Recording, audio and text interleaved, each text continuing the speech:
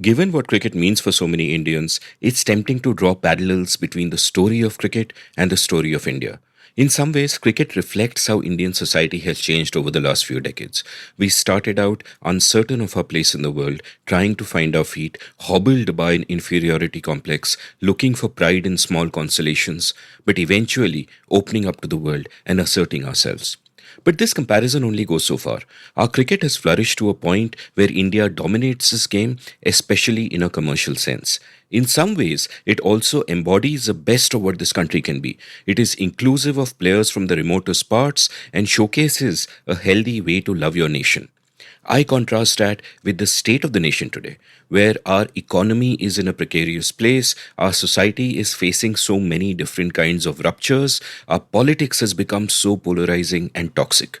George Orwell once spoke of sport as war minus the shooting. He was alluding to the ugly tribal instincts that sport can bring out. But cricket, it seems to me, has evolved to a place where it can sometimes take us beyond that tribal place. If that's so, then that's one more thing to love about Indian cricket. And there's a lot to love about it. Welcome to The Seen and the Unseen, our weekly podcast on economics, politics, and behavioral science. Please welcome your host, Amit Verma. Welcome to The Seen and the Unseen. My guest today is Ayaz Memon, cricket journalist for 42 years now, and indeed such a legend of cricket journalism that his Twitter handle, @cricketwala, is basically how he is known. Ayaz is the editor of a superb new anthology called Indian Innings, The Journey of Indian Cricket since 1947. The book has selections from over 60 writers spanning the decades since independence and captures many of the fine milestones and characters of the game. In some ways, it's not just about the journey of cricket, but also the journey of cricket writing. I'm honored to have a couple of pieces in this anthology, and the rest of the writers constitute a who's who of Indian cricket writing. It's a fabulous book to sit back with and get a sense of the rich history of this fine game, which, as Ashish Nandy once said, is, quote, an Indian game invented by the English, stop quote. But I didn't just talk to Ayaz about cricket. He has also been a major figure of Indian journalism as the editor of Midday in the 90s and later an editor with the Times of India and DNA. He's been a stalwart in the industry. So we spoke about cricket and journalism, about India, about this and that. My podcasts tend to be like a test match. So sit back and enjoy. But before we begin, let's take a quick commercial break. Do you want to read more? I've put in a lot of work in recent years in building a reading habit. This means that I read more books, but I also read more long-form articles and essays. There's a world of knowledge available through the internet, but the problem we all face is, how do we navigate this knowledge? How do we know what to read? How do we put the right incentives in place? Well, I discovered one way. A couple of friends of mine run this awesome company called CTQ Compounds at ctqcompounds.com, which aims to help people up-level themselves by reading more. A few months ago, I signed up for one of their programs called The Daily Reader. Every day for 6 months, they sent me a long-form article to read. The subjects covered went from machine learning to mythology to mental models and marmalade. This helped me build a habit of reading. At the end of every day, I understood the world a little better than I did before. So if you want to build your reading habit, head on over to CTQ Compounds and check out their daily reader. New batches start every month. They also have a great program called Future Stack, which helps you stay up to date with ideas, skills, and mental models that will help you stay relevant in the future. Future Stack batches start every Saturday. Also, check out their Social Capital Compound, which helps you master social media. What's more, you get a discount of a whopping 2,500 rupees, 2,500 if you use the discount code UNSEEN. So head on over to CTQ Compounds at ctqcompounds.com and use the code UNSEEN. Up-level yourself. Ayaz, welcome to The Seen and the Unseen. Thank you so much, Amit. Thank you for having me. When one speaks to you, there's so much to talk about because you've covered Indian cricket for, more than 40 years now. And plus, beyond all of that, I don't just want to talk to you about cricket because obviously you've been a prominent journalist, you've been editor of Midday and all of that. And I'd be interested in hearing about your thoughts on the evolution of our journalism as well. But before that, take me back to your childhood. You were born in the mid-50s. So tell me about what growing up there was like, because one often hears this thing about India, and as an 80s kid, I also know this to be true, though I was born in the 70s, but kind of my memories are from the 80s, where that old cliche about India is kind of true in the sense that you just had cricket in Bollywood. There was no other way to entertain yourself. And if you were growing up, you couldn't help but be attracted to one of those things. And you are, of course, a legend of cricket journalism, but more than that, also a cricket lover, as is apparent in every word that you speak. So how did this love affair start? Well, I mean, look, you're right. I mean, cricket and cinema were the abiding passions. But in my house, there was no cinema because my father was quite opposed to movies. He was a lawyer. And my mother told me subsequently, after my father died, that he actually was very interested in cinema up to a point. And then whatever happened, he just switched off cinema. I think his favorites used to be Kundan Lal Sehgal and all that generation. But cricket was an obsession even with him. And since I was a a late child, I was born after 17 years. So the way I was pampered was my father was a lawyer, so he would be at work through the week and come home rather late. So my mother would sneak off to the cinema with her friends in as much as was possible in the very conservative society and tag me along. So I saw some movies in radio talkies near Crawford Market. And some of them were really the real tearjerkers, as you call them. And then you would see my mother's weeping, her friends are weeping, and I would wonder as a child what the hell is happening. But the other thing which was happening in my life was that I was getting a cricket bat or a cricket ball as a gift from my father. And then I think in many ways the turning point for me was getting a copy of Wisden. We used to have a house in Lonavala. My father used to take us there and meet him at the railway station. He would come by the Deccan Queen, which was an iconic train service, as we know. And one day he walked out of the compartment and he had this. It looked like a brick or a couple of bricks that he was holding in his hand. He said, "Hey, this is for you." And I was maybe 7 or something like that. And I said, "This is just too big for me to handle," And we went back home and I started reading those pages. And that's where I got my first feel of reading about cricket, And because we had a small little porch in front of a little garden. In his pajamas, my father would bowl to me and I would be batting, or the other way around. And that's when I started getting initiated into cricket. And he was such an avid follower that there was a match between Australia and some other country. And I remember it was England, I think, 62, 63. He would wake up early in the morning to catch the commentary on Radio Australia. And I started waking up and listening to the commentary. And that's when this kind of appreciation and also this love for cricket started growing. And then once I got that copy of Wisden, I started exploring it further, because you can't finish Wisden in one quick read. You have to keep diving into it, and you find something new and something more marvelous and something more remarkable. And I think one thing which absolutely fascinated me, troubled me for a while, was my father posed 3 questions to me. I remember this very distinctly when we were in Lonavala. He said, okay, so now you're fond of cricket and all that. So whose batting average is 99.94? Who's taken 19 wickets in a test match? And then there was the third question. He said, who made a triple century and never played a test match again?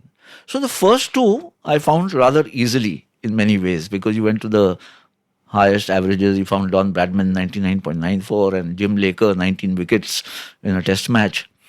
And I got completely bamboozled by the third one. Which is Andrew Sandham. And I went back and forth and I said, triple century and not played again. And then, by a process of elimination, you found out who made the triple centuries.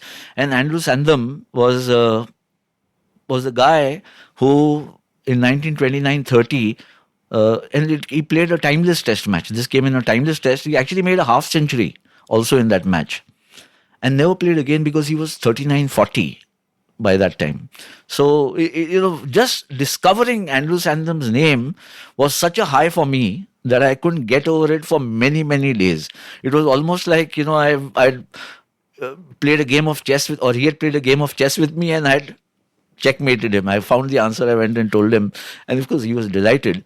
But these were the early years. And I think the turning point was watching India beat Australia at the Brabant Stadium. Bobby Simpson's team versus Nawab of Pataudi's India. And some relative of mine had some tickets for the Islam Gymkhana stands. I didn't see the first 2 days. We saw the last 3 days of the match. And it was a cliffhanger. The match went into, it was like edge of the seat excitement. Narrowly, India won. Chandu Bode, Indrajit Singh, the wicketkeeper, who I got to know very well later. Both of them, Bode and Chandu Bode, I think, made 33 and took India to victory. And there was an eruption when India hit the winning runs, when Bode. And people jumped over. There was not too much security then. Everybody jumped onto the ground and ran towards the CCI pavilion. And then after a while, everybody's shouting slogans and, waiting for the team to greet their heroes. And then Pataudi comes out on the balcony along with Chandrasekhar and Bode and some of the others. And that was the most decisive moment for me, I think. I just got completely hooked to cricket. Just thinking back on my own childhood, for example, like if you ask a young person today, when did you fall in love with cricket? Their memory will be visual. They would have probably seen something on television, some great innings, some World Cup final, and that is a moment and all of that. And for us in the pre-TV days, those visuals kind of weren't there. Like I remember when I was a kid, my dad had once given me this book, not the Wisden Cricketer's Almanac, as you mentioned, which I had the great pride of writing for in the early 2000s. So that was like something that you looked up to in the childhood actually happening. But this Wisden book of Test cricket, which was published in 1977 and had every scorecard until then. Correct. And all the records and everything. And I remember going through it and I practically knew every scorecard by heart. And of course, there weren't so many tests played until then. And what was so delightful about that was that we were making stories in our heads. Yes. About all these characters. Like, you brought up Andrew Sandham. I remembered Ari Foster, who Yes. made 287 on debut, right? And never made 100 again. And I realized that many of these memories from my childhood are very vivid for me. Like as a growing up fan, I knew every triple century, right? Right. And whenever somebody would reach sort of a triple hundred, you'd kind of start counting that person down. That, oh, okay, 310 is Edric, 311 is Simpson, then 334, 336 is Hammond, 334 of course Bradman, and so on. And right up to adulthood, like many Indians have scored more than 236 not out today, but that is still a sort of an iconic figure because that for many, many years, that was the highest score by an Indian, which of course Gavaskar had. Also getting past Bradman. And getting, 30th century. So 30th century. So you can. So do you also feel that, because one of the things that people say about memory is that when you kind of get on in years, as to some extent both of us are, what you remember really vividly are the bookends. A lot of the middle becomes kind of mushy and you kind of forget that. But you remember those early childhood memories very vividly. And you remember what just happened yesterday. But a lot of stuff in between is kind of just a blur. And I remember that struck me with a tinge of sadness because my dad, before he passed away earlier this year, I think last year, I sat down with him and I said, I just took a recorder and I said, okay, I have all this audio equipment. Let me talk to you about your memories. And he remembered his childhood and his youth incredibly vividly. And then at one point, and he was suffering from Parkinson's, as we later found. And at one point, he turned to me and he said that, I don't remember you as a child. I don't remember anything of the years you grew up. So tell me a little bit about that, which is just an aside I thought I'll throw out there because I'm very fascinated by the way that memory works and the fact that you and I can remember, I'm sure entire scorecards from our childhood, but perhaps not something that we covered in the middle of our journalistic years. Is that sort of true, or do you remember? No, I mean, it's true. So there are two things that I can, say that has happened. I'm not a psychoanalyst in that sense, so I can only talk about myself. One is that when I started following cricket, there was not enough visual experience to go by. There was no television in my house till at least the late 70s, actually, if I remember. And that was also black and white, 2-camera. And there was not too many pictures in newspapers. The magazine Sports Week, at least in Mumbai or Bombay, started in 1968. There was Sport and Pastime coming from Chennai, which one didn't get regularly. We were not subscribing to it. And, Chennai was a long way away from Bombay in those days. So you dived into these books or newspaper reports and you actually created a visual experience for yourself. So, if you read about Sir Garfield Sobers hitting Malcolm Nash for 6 sixes in an over, now, you can see it on YouTube. But when it actually happened, one could only imagine it and visualize as you imagine it. And therefore, those memories actually were quite vivid for me. Some of them may have been exaggerated, a little flawed, but they stuck. And therefore, also the scorecards and the descriptions around it stuck. So Tiger Pataudi batting on one leg in Australia in 1967. Already with one eye. Already with one eye, back in one leg because he was injured. And, just the description and what you read and what you heard on radio had very powerful impact. And now, because there's such a profusion of action that one can see, and it comes to you from all sources. It can come to you on your mobile phone, it's obviously there on your television, it's there in the archival material. If you want to access it, you can see just about anything. So you can seek out what you have missed and it is there and try and match it. But there is also so much of it that what you've actually seen, you tend to lose sight of or you tend to forget. It's been 13 years since the IPL has been played. If you ask me which knock or innings that I remember, the only one which I remember is the first one which I saw was Brendan McCullum making 158 in the first match when the tournament just took off. But if you ask me some of the other terrific knocks played by AB de Villiers or Virat Kohli or Rohit Sharma, I'm hazy. I don't know. Test matches, I would be far more, is far stronger, the impact. I remember distinctly Sachin Tendulkar's first innings, in Karachi. But that was also because it was such a momentous event. A 16-year-old getting into the Indian team, first rivals Pakistan, the match is at Karachi and, he doesn't make too many runs. Then, of course, as the series progresses, he playing the last test, he gets hit on the face by Waqar Younis, stands up and hits the boundary. Then we go to Peshawar and then he's hitting those sixes of Abdul Qadir. By the time that tour ends, Tendulkar is a household name across the world. So those memories are very distinct. But there are so many others. I can't remember too much of the other players. Tendulkar I can remember because it seemed to me just so much more significant in that particular series. And likewise, Gavaskar's last innings 96. of his test career, 96 at Bangalore, it's almost as if I can remember every delivery. Wow. Speaking broadly, for the manner in which he played on that minefield of a pitch, when Tausif Ahmed was bowling to him and the ball was breaking off the pitch and bouncing, and this guy would just kind of, move outside the line of the ball, move to the offside, let the ball pass. If you look at the scorecard, I think there are a fair number of byes there because the wicketkeeper couldn't judge the bounce or the spin as well as Gavaskar could. Of course, he was also obscured by Gavaskar. But I'm just saying that the mastery of Gavaskar in that innings is something that I can't, it doesn't get erased. It's not got erased from my mind. Or Kapil Dev's catch in the World Cup. Or his 175, which, I was privileged to see live.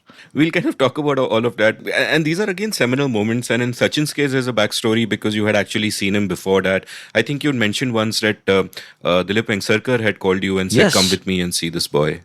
Yes, Dilip Vengsarkar was the captain of India and, our office was in Tardeo, the Sports Week office, and Dilip used to live in those days, I think, he had, moved to Worli, in Sportsfield building. And he called up and said, let's go and watch Sachin Tendulkar bat. I had some work, I didn't go along with him, but I followed him and we met at CCI. And by that time, Sachin was, I think he had notched up another 100 or whatever. So Dilip was most excited to see him. Also, I think in the Bombay cricket environment, they were all watching this young boy very intently. Not just Dilip, but they were Raj Singh Dungarpur, who rates amongst the most amazing, fascinating characters I've seen had the experience of knowing in Indian cricket. So he was there. He was, he was just kind of, you couldn't put him down. He was just bouncing all over the place in CCI watching Tendulkar bat. And he would come and, he'd go from person to person, say, did you see that shot? Did you see now that they put a fielder on the boundary? So he's not hitting the fours. He's pushing for ones and twos. See how much cricket intelligence he has. So, Raj Singh Dungarpur was also president of CCI, and he gave him the membership when he was not even eligible. So he was underage in that sense. But he was absolutely obsessed by Sachin. So watching Sachin at that age was in many ways an exposure to a genius in the making, and also in many ways an insight into what was happening in Indian cricket around that same time. How the spread of cricket was happening, not just in Bombay, but there are two eras which I say. One is the pre-Sachin era and the post-Sachin era. In the pre-Sachin era, to which all of us belonged, parents would say, "School jao, padho, ye wo, whatever sports is fine. This that we'll see how it goes, but don't waste your time too much. First, get a job." And then, in the post-Sachin era, now you go to Shivaji Park or any of the Maidans. Young mums and dads go and tell the coach, "Isko Tendulkar bana do, isko Sachin banao." They are not interested in whether they finish 12th with distinction or graduation, but if he can become a Sachin or now a Virat Kohli or a Dhoni, that is enough for them, which is a major shift. Tendulkar was, as you said, a seminal moment in Indian cricket and Indian life. You just started reimagining, especially where sport is concerned. And cricket, if you look at the average age of cricketers, the English always used to have fairly experienced guys getting into the test team. They played some 8, 10, 7 years of county cricket, they come in. The Pakistanis used to have the youngest. Teenagers would break into the team. The Aussies would blood their cricketers fairly young. The Indians were, because there was a whole process, schools cricket, college cricket, then you get into universities cricket. If you do well there, then you get into Ranji cricket. So 20, 21, 22 was usually the age when the Indian cricketers would get into the national team or vie for a place in the national team. Tendulkar created a paradigm shift. Now, and with the IPL coming in, there are 16, 17 and 18-year-old guys getting... If you're 24, 25 and if you've not made it to the Indian team today, it's tough. It's tough. Maybe your sell-by date has gone in many ways. I think there was a lament a couple of years back from Shreyas Iyer saying, "Hey, I'm 24, time is passing by. I need to get picked to the Indian team." I mean, exactly. One can sense what he's feeling, because it's not just about Shreyas Iyer. There are swarms of cricketers coming from all over the country. What were the bastions of other sports earlier, hockey, for instance, in Punjab, is no longer, the bastion for hockey. It's also, Kerala is no longer the bastion for football. Cricket is just taken over. So you might feel that it's a bit of a lopsided situation in where sports is concerned in India, but that's how it is. Yeah, and it's interesting that it's lopsided in terms of playing. It's not lopsided in terms of watching per se. That people are watching many more sports with enthusiasm than they did once in a while, which I think to some extent is also reflected in the sports pages and the kind of coverage that happens. But, you can watch a lot of Premier League, but there's no quality football really happening in India which can make you aspire to that. So I'd actually say that there were 3 eras. Like there's a pre-Sachin era, and the Sachin era is really the post-liberalization era also, in a sense, wherein the game goes to the small towns, and that sort of that dominance of Delhi, Mumbai is kind of broken, and it just goes into an entirely different sort of demographic, as it were. And the third era for me is really IPL, because I think it just changed the incentive so much that Absolutely. the kind of, in terms of the ecosystem being so much richer, the incentives, even in the post-Sachin era, if a parent wanted her child to be Sachin, they would realize that it's a nice dream to have, but the odds are thoroughly stacked against it. And if the kid doesn't make it to the national team, kuch nahi hone wala. But today, that's not the case. Today, your kid doesn't have to be in the top 10 in the country. A top 100 in the country means he's making crores. Yes, and it just opened up, so many options for young kids because there are more teams. Also, what made a big difference, you talked about the liberalization coming in that era, also cable television. Yeah, exactly. That's what really took it into every house, every nook and corner of this country. And cricket is played over a longer period of time than every other sport. Maybe golf, which runs over a few days. But otherwise, Test cricket over 5 days. One-day cricket is a one-day match, Even T20 is 3.5 hours, 4 hours. Exactly. Which is more. So there's more television time. And while cricket is a team sport, actually the focus is on individuals. So when the batsman is there in the middle, he's at the crease, the camera is focused entirely on him when the ball is about to be bowled. When a fielder fields the ball, it is that one player that you're focusing on. If he takes the catch, then the celebrations and all that. In many ways, it's a one-on-one rivalry between the batsman and the bowler. So it just gives so much more importance to the individual in a team game. Also, not just to the individual person, but to the individual moment. Like a 3-hour game of cricket is not one event. It is a series of all these small events, like depending on how many balls there are. All discrete events. You look at it this way, Amit. If I'm a bowler, I can bowl over the wicket, round the wicket, over the wicket. I have to just inform the umpire. Yeah. I can keep changing my line. The captain can keep, or the bowler can keep changing the field. So every ball is an independent event in itself. And it's very staccato. Yeah. Unlike, say, football or hockey or some of the other team sports where the flow is not easily stopped. But here you can deliberately stop it.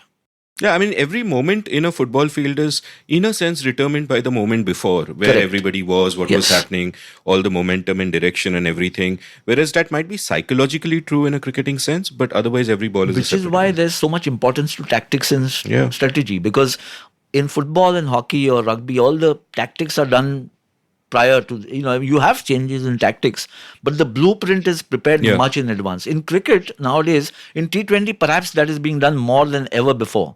But yet, it is how the game unfolds that you can improvise, you can implement changes, and that's why the role of the captain becomes so important, because the captain is an interventionist. It's not what the manager and coach has told you earlier, but if you want to change the field in consultation with the bowler, then you can do it immediately. Yeah, the captains can change the flow of the game in a way that they can't in any other sport. But see, this is what happened. Two Indians start a conversation. It is about something, but it always comes down to cricket. We were talking about you. So I'm going to of course, we will keep coming back to cricket. But to get back to the biographical bit, you've already kind of spoken about how you discovered, you got the Wisden Cricketers Almanac. You've spoken elsewhere about how you used to buy second-hand cricket books from the footpath at Andloom House in the Fort area in Mumbai. I think second-hand books, yes. Part of your introduction. Playfair Cricket Annual was my favorite because Wisden was still pretty expensive. Is there a moment where beyond a cricket book, you discovered that there is something called cricket writing? Yes. One went from the book and said, you're at an age when you start exploring. And because cricket was gripping my mind, and how do I find something that is happening every day, keep myself updated, that's when you turn to the newspapers. And we used to get 2 or 3 newspapers in the house, where amongst the first names that I read from sports was K.N. Prabhu of the Times of India. There was also Ron Hendricks, who was the Indian Express, I think, in those days. He didn't write too much on cricket. He was more for the other sports, but he had a good turn of phrase, which I started enjoying. Prabhu was very lyrical, and he would blend a lot of nostalgia with match reports and a very distinctive flavor to his writing. And when I got to know him personally many years later, he just about completely fit the image I had in my mind of what kind of a person he would be, how he would look, and how he would be as a companion. I shared a room with him on several occasions during test matches. And then there was much later Khalid Ansari. 1968 was when he started Sportsweek magazine. Khalid Ansari was all fire and brimstone, all very, his editorials would be all taking the pants off authorities and federation heads and whatever else. But it was good fun to read, and it kind of enticed me into this whole thing about sports writing and sports journalism. So I started reading the newspapers I became a very voracious reader. And obviously when you're at that age and you have a passion for sports, you start reading from the back page onwards. But remember, in the 60s and 70s, right up to the 80s, 90s perhaps, sports was like a country cousin in the newsroom. You had 1.5 pages, so was just too much space to see the pages now. And I remember when I joined DNA, when we started DNA, we had a 6-page, 8-page supplement, which was unthinkable in 2005, I think that was. So otherwise, sports was one page, 1.5 page at best. And then it became 2 pages, 2.5 pages, 3 pages. But that's a function also of the economic growth of the country. When, post-liberalization, most of these things happened. But my liking for sports writing started very early. I think in about 68, 69, 70 was the time. In 71 was the turning point in the lives of so many people who grew up in that era. India winning against the West Indies and India winning against England. And that twin series, I think, in many ways just made me a complete cricket nut. That was, I was very fond of cricket, but then it became an obsession in 1970, 71. One of the things I liked about your anthology is not just that for any lover of Indian cricket, it's obviously manna from the heavens because there's so much great material here, but it's also an anthology of cricket writing. Like these people you've just named, you've got a couple of pieces from Prabhu about 71, you've got a piece by Khalid Ansari about 74, I think. Yes. And I picked up this lovely line from Prabhu because in 71, in one of the reports that you've reproduced in your book, he writes about how a lot of critics have been proved wrong by that first test win because they had said that Sardesai and I think Durrani and Venkat should not have been selected, but they have been. And for these critics, he writes these 2 sentences, quote, "The new literates of cricket, however, are rarely right in such matters. Their petty prejudices have been exposed by the manner in which these players have performed." Stop quote. And I was like, dude, if K.N. Prabhu lived in the time of Twitter, how many people would he respond to? That perhaps is 2 harshest sentences I've read from K.N. Prabhu. But, he had a very strong impact on, cricket writing was by and large in the English newspapers. The regional newspapers became stronger later, and there have been some very, very fine writers. Bal Karmarkar, I know from Maharashtra Times, and he was also a very avid cricket follower and cricket writer. He went on to also become, I think, managing editor of the paper, so he moved away a little from sports. But regional papers joined in later because the space that was available for sports was far more meager in regional papers, more were available in English newspapers because most of the advertising came to English newspapers, so they had more pages. So if a Times of India in the 1970s, 80s was 10, 12 pages, the regional papers would be 6, 8 pages. And therefore, there was a restriction on how much space you could give. So, K.N. Prabhu, I think these people brought home to people like me, readers like me. K.N. Prabhu was in the West Indies. K.N. Prabhu was in England. So he would also talk about, clouds hovering over Lords or Oval. And you start getting a sense of what England could be, not knowing that you would ever get to England when you're 10, 11, 12, you have no idea.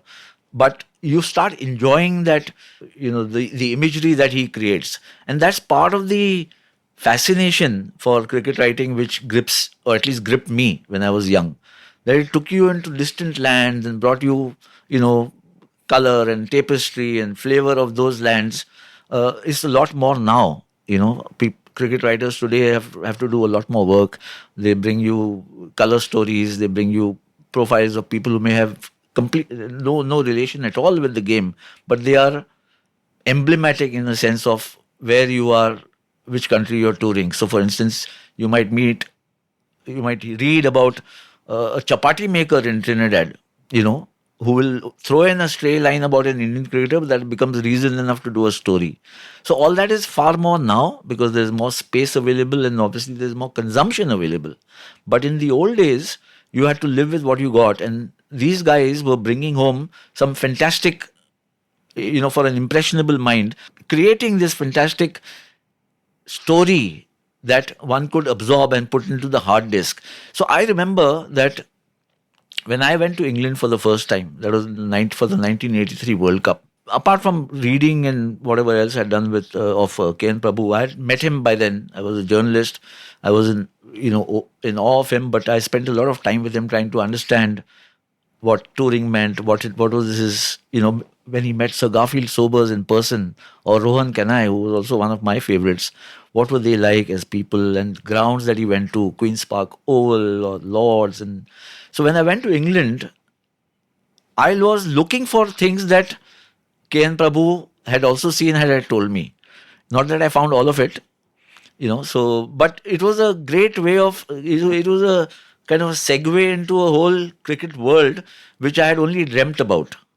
And then it's now coming to fruition in my own life. And that was a source of great delight. I mean, when I went to England, I was 27, almost 28 for the World Cup.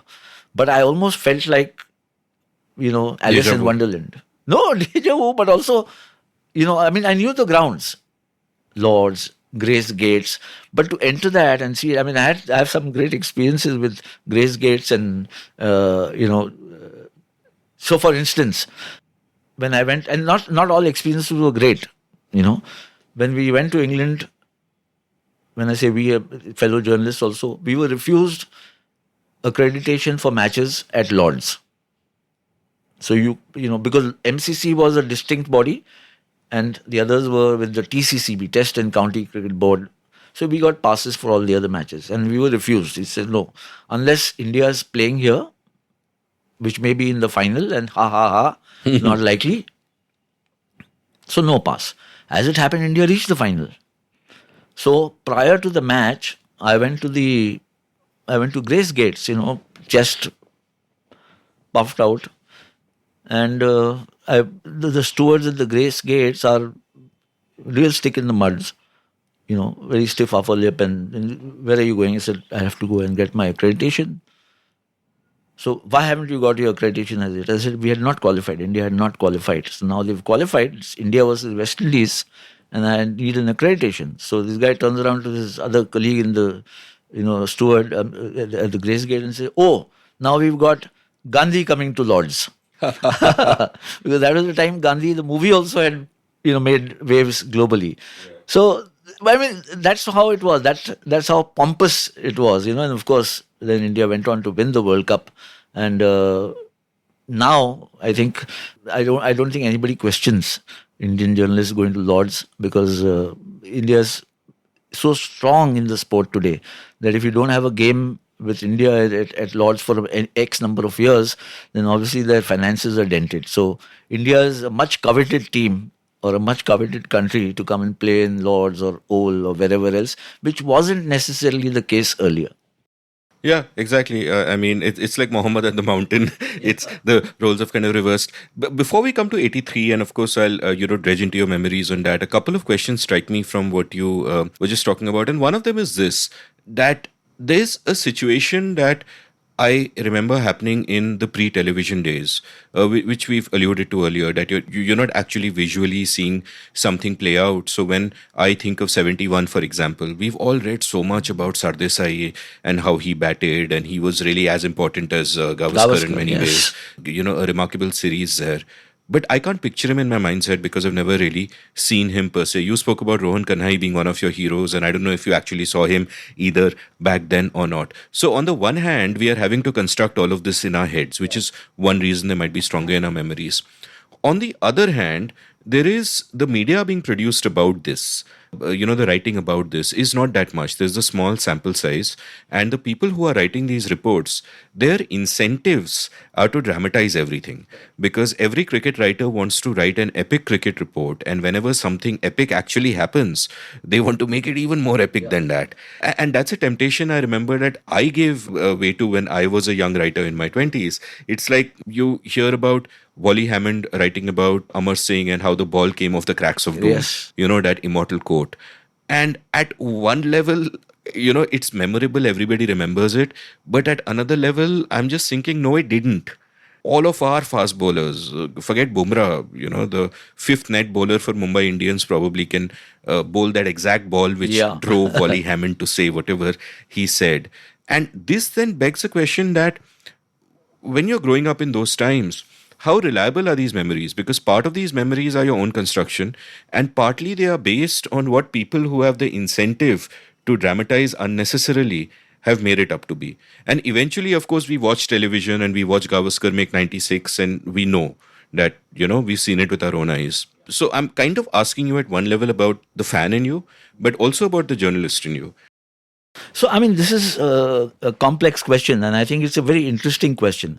I think this is my surmise that before television, before one could actually access matches visually and make your own judgment, you relied on somebody else's opinion or his reading of a situation.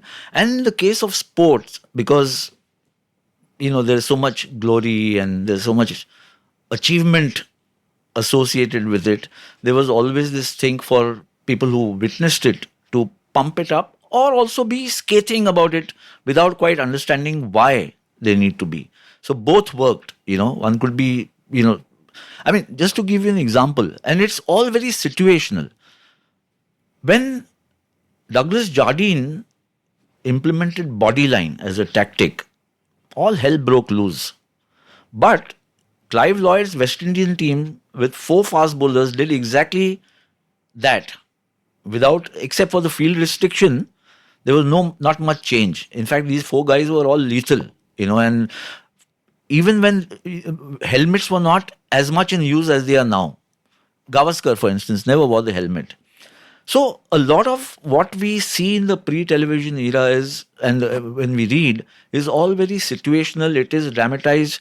Neville Cardis, one of the greatest writers, many say that he just completely exaggerated. It was his imagination more than what actually happened. What I think also is that matches were sparse and scarce. Independent India's first series was to Australia, 1947. The next series, when we went to Australia, was when? In 1967. 20 years later. So, 20 years later, if I was K.N. Prabhu, who went on that tour, and watching India play Australia, the whole situation is full of so many dimensions that you end up either seeing it with a completely exaggerated point of view, or you can be so prosaic that it makes no sense to your readers. So you have to somehow strike this balance. I can't go and say that, decent, all good length deliveries, patted gently back down the pitch and, everything is fine.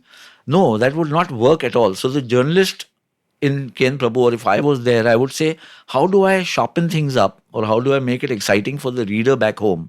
Because he has no other way of knowing what is happening. And therefore, I think a lot of writing that has happened prior to television becoming all pervasive is of a certain flavor.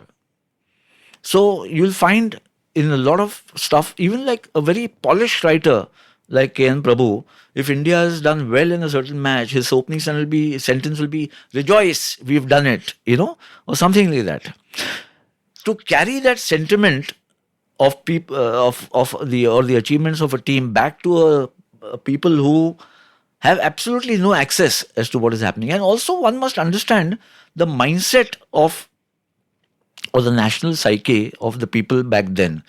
The way people see themselves as Indians today is vastly different from how they saw themselves in 71 or even 80 and certainly of 47. I must tell you this, in 1947, India went to Australia. In one of the county matches, not in a test match, Don Bradman got his 100th century. And it was of an Indian bowler who lived in Baroda. And when I was in Sports Week and I was editing Sports Week, there would be a letter every third day, postcard coming, that, so-and-so has not got enough recognition for being the bowler of which Don Bradman scored his 100th 100. From the cricketer himself. So you can imagine that the sense of pride was, Hamare samne saw, he made his 100th 100. Not that, I got his wicket, I didn't allow him to make the 100th 100. And that is also how writers then saw it. If I was a writer in 1947 accompanying the Indian team and I watched, first of all, I would be completely beguiled by the presence of Don Bradman in the middle. Because Don Bradman was, Don Bradman, yeah. And then to see him bat, and then to make him achieve this landmark, and you have to just gush. And not worry about whether it came against your own team, which is there to compete. And therefore, I think the whole situational thing matters in where you are sport is epochal. It's to do with, it's not ordinary, especially at the elite level. What these guys are supposed to do is something extraordinary. And whatever is extraordinary will invite a lot more imagination attached to it than what is everyday humdrum life that we all live. We all lead. So if Kapil Dev hits 4 sixes of Eddie Hemmings to avoid the follow-on, you can't say he hit 4 sixes and India avoided the follow-on. You have to have 2-3 paras which describe it in such terms that it grips the imagination of the reader. If it doesn't do that, then it's a problem. But the writing changes from a journalism point of view if I'm also watching it as a viewer. If I'm watching it and if I'm read a report which is complete exaggeration, then I'll say, what the hell is this guy talking about here? I watched the match. It wasn't like this. So that's been the shift in your, how do you adapt even your writing skills and your journalism in the visual era as we say it now. And now, of course, it's not just watching a match with 2 cameras or 4 cameras. Now there are 28 cameras. There are multiple slow-mos. They are taking it down to they are splitting it into, it's fragmented so much that what is it that the writer can add, which is already not being discussed by the slow-mos and the experts on television, is really the challenge now for journalists. What do they do as writers? Is there a quick, do I just go and get a quote each from 5 experts who are there, or 5 other former players who are there, or do I just get a fan's reaction from the stands? What do I do? How do I construct a story? That's become the big challenge. When I went on my first tour, it was to Pakistan. I crossed over on foot with my luggage and one manual typewriter, and I had taken loads. It was a 3-month tour. So I took loads of sports magazines and film magazines. Wow.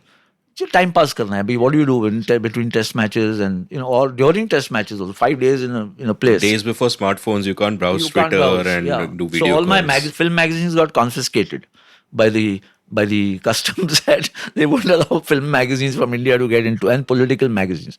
Sports magazines jo hai aap leke jao. But those are things these are experiential stories that they have become far more commonplace now. On a cricket tour, what else happens outside the matches itself has also gained a lot of currency, which wasn't there earlier. You focused on the cricket and you got off, and you did your tour diary, which was not in so much, there was not much gravel in it. Now there's a lot more that one can do. But where the actual match is concerned, since the viewers seeing everything in acute detail, then what do you do? That's the challenge now for the journalist today. So that's what my next question was about. But before that, an observation to again point out how much I agree with that dilemma of a cricket writer, that you've had a session where there are like 3 runs in 8 overs. What do you even write? It's very boring. Bowler bowls, batsman blocks, and the writer feels the imperative to make it something more. And typically it is always something more, but it is always something more at a mental level. You don't know what the internal drama is that is there on the cricket field. And often the writer will replicate their internal cricket drama while writing about what's happening on the field, which may or may not match up with what actually happened. It's like I've had a film director tell me once that, boss, every time I read a critic writing about a film, I'm like, what has this person seen? That's not what I made. The second thing is about the shift in writing itself, in the sense that I remember that, when I joined Wisden, which later bought Cricinfo in the early 2000s, it was understood that the matches that we are reporting on are being watched on television, right? Information is now a commodity. If you're writing from England in 1971, information is valuable. Yes. You have to describe everything. You have to try to paint that picture in the reader's mind and all of that. But in 2001, just 30 years later, it's all there on the TV screen. So as writers, and I remember, looking at match reports in the British newspapers like The Guardian and The Observer and all that, and the match report the next day would never describe what happened. Yes. It would go into other areas. There would be a little bit of commentary, a little color. When we used to create our packages on Cricinfo, we'd have these color pieces where, whoever was at the ground would go out and report on something interesting, and you'd have your commentary and you'd have all of that. And that would, in a sense, change the writing and change the imperative for the journalist, in the sense that you're no longer describing what happened. Everybody knows what happened. You got to go deeper. And as you pointed out, in these current times, where it's not just the 28 camera angles, it's the 280 statistical angles in terms of how finely diced stats have become. Even in football, for example, like one stat which is really important for me when I watch football is what is known as XG, which is expected goals. So it's not how many goals you actually scored, but how many goals you would have been expected to score the way you play. And over the long run, it evens out. And that's for me a much better measure of how well a team played than actual goals scored. And even in cricket, where that kind of probabilistic thinking was kind of absent over the decades, I find that more and more young writers are doing very interesting work in terms of just understanding the game and looking at the statistical analysis. But that dilemma remains, like you pointed out, that when all these stats and these numbers are there, when all these experts are there on TV who have played the game themselves, giving their gyan, what is a cricket writer to do? Ask a two-part question. In terms of the evolution of your writing, has there been one? How would you describe it? And in general, cricket writing, what do you think? So, look, the clear option available to writers, including me, when television became invasive, was you can't do ball by ball description or ordinary description which everybody is seeing. So what do? What does one do? There are color pieces which can be very, you need the power of expression. You need to be a skillful or skilled writer to do that, to hold attention, because color pieces are not easy or are not readily accepted unless they are done in masterly fashion. At least match reports, people will say, to fill the gaps in their own understanding of what has happened, information chahiye. Now information is available. But color pieces for people to read requires a lot more. It requires color. It requires an understanding of the language, of the personality, of how you probe, how you elicit something from the person who you are profiling, for instance, or a controversy that you are dealing, what dimensions you can get, into that. So all that requires skill. And the third or another clear option was get skilled in analysis, get a more analytical, or start getting that analytical bent of mind. Maybe approach a few experts who you have access to, immediately available at the ground, and who either feed your analysis, make it stronger, or offer another dimension which you then leave for the reader to decide. That this is what it looks like, but this is what A, B or C feel, or two players who contradict each other. So just makes it a little more exciting for the reader, and say, wow, I didn't know this, Acha, yeah, it's like this. Sometimes you use clever tactics, throw names which impress the reader, or tell the reader, yes, this guy's weight carries weight. If Gavaskar you quote, or Tendulkar, people say, wow, there must be something to it. But how do you weave that in then becomes a skill into your story. So I think that's what is happening. As we all know now, there is everything that is available to the viewer and the listener in real time. And more than just that, it's diced up into nano, bits of information that you might need. Then there are the experts who are all former players, most of them, who are also giving their gyan. So what is left for you to do? Actually, quite a lot. Okay, so let me explain. Cricket has become so big in India. I feel that if you want to be a cricket writer today, you better skill yourself into forensics, because you never know, Bob Woolmer died in the West Indies of a heart attack, and all hell broke loose as if somebody murdered him, and the reportage all changed completely from World Cup cricket to every other thing except cricket. You better know how to read balance sheets, because BCCI's money, the ecosystem of the IPL, what does it mean in terms of money, profits, profitability, losses, valuations that are going up of teams, etc., etc. Those are hard cricket stories which don't come from players necessarily. You have to go out and seek them. So you cannot remain a conventional old style cricket writer now. That is getting limited in value. You must understand mental health today for any sports, so therefore also for cricket. You had Ben Stokes, the best all-rounder in the world, perhaps the best cricketer in the world, virtually taking a whole year off.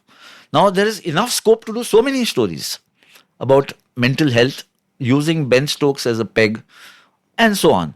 And then there is the third or one more dimension, which is where all our lives are data led. There's so much data available.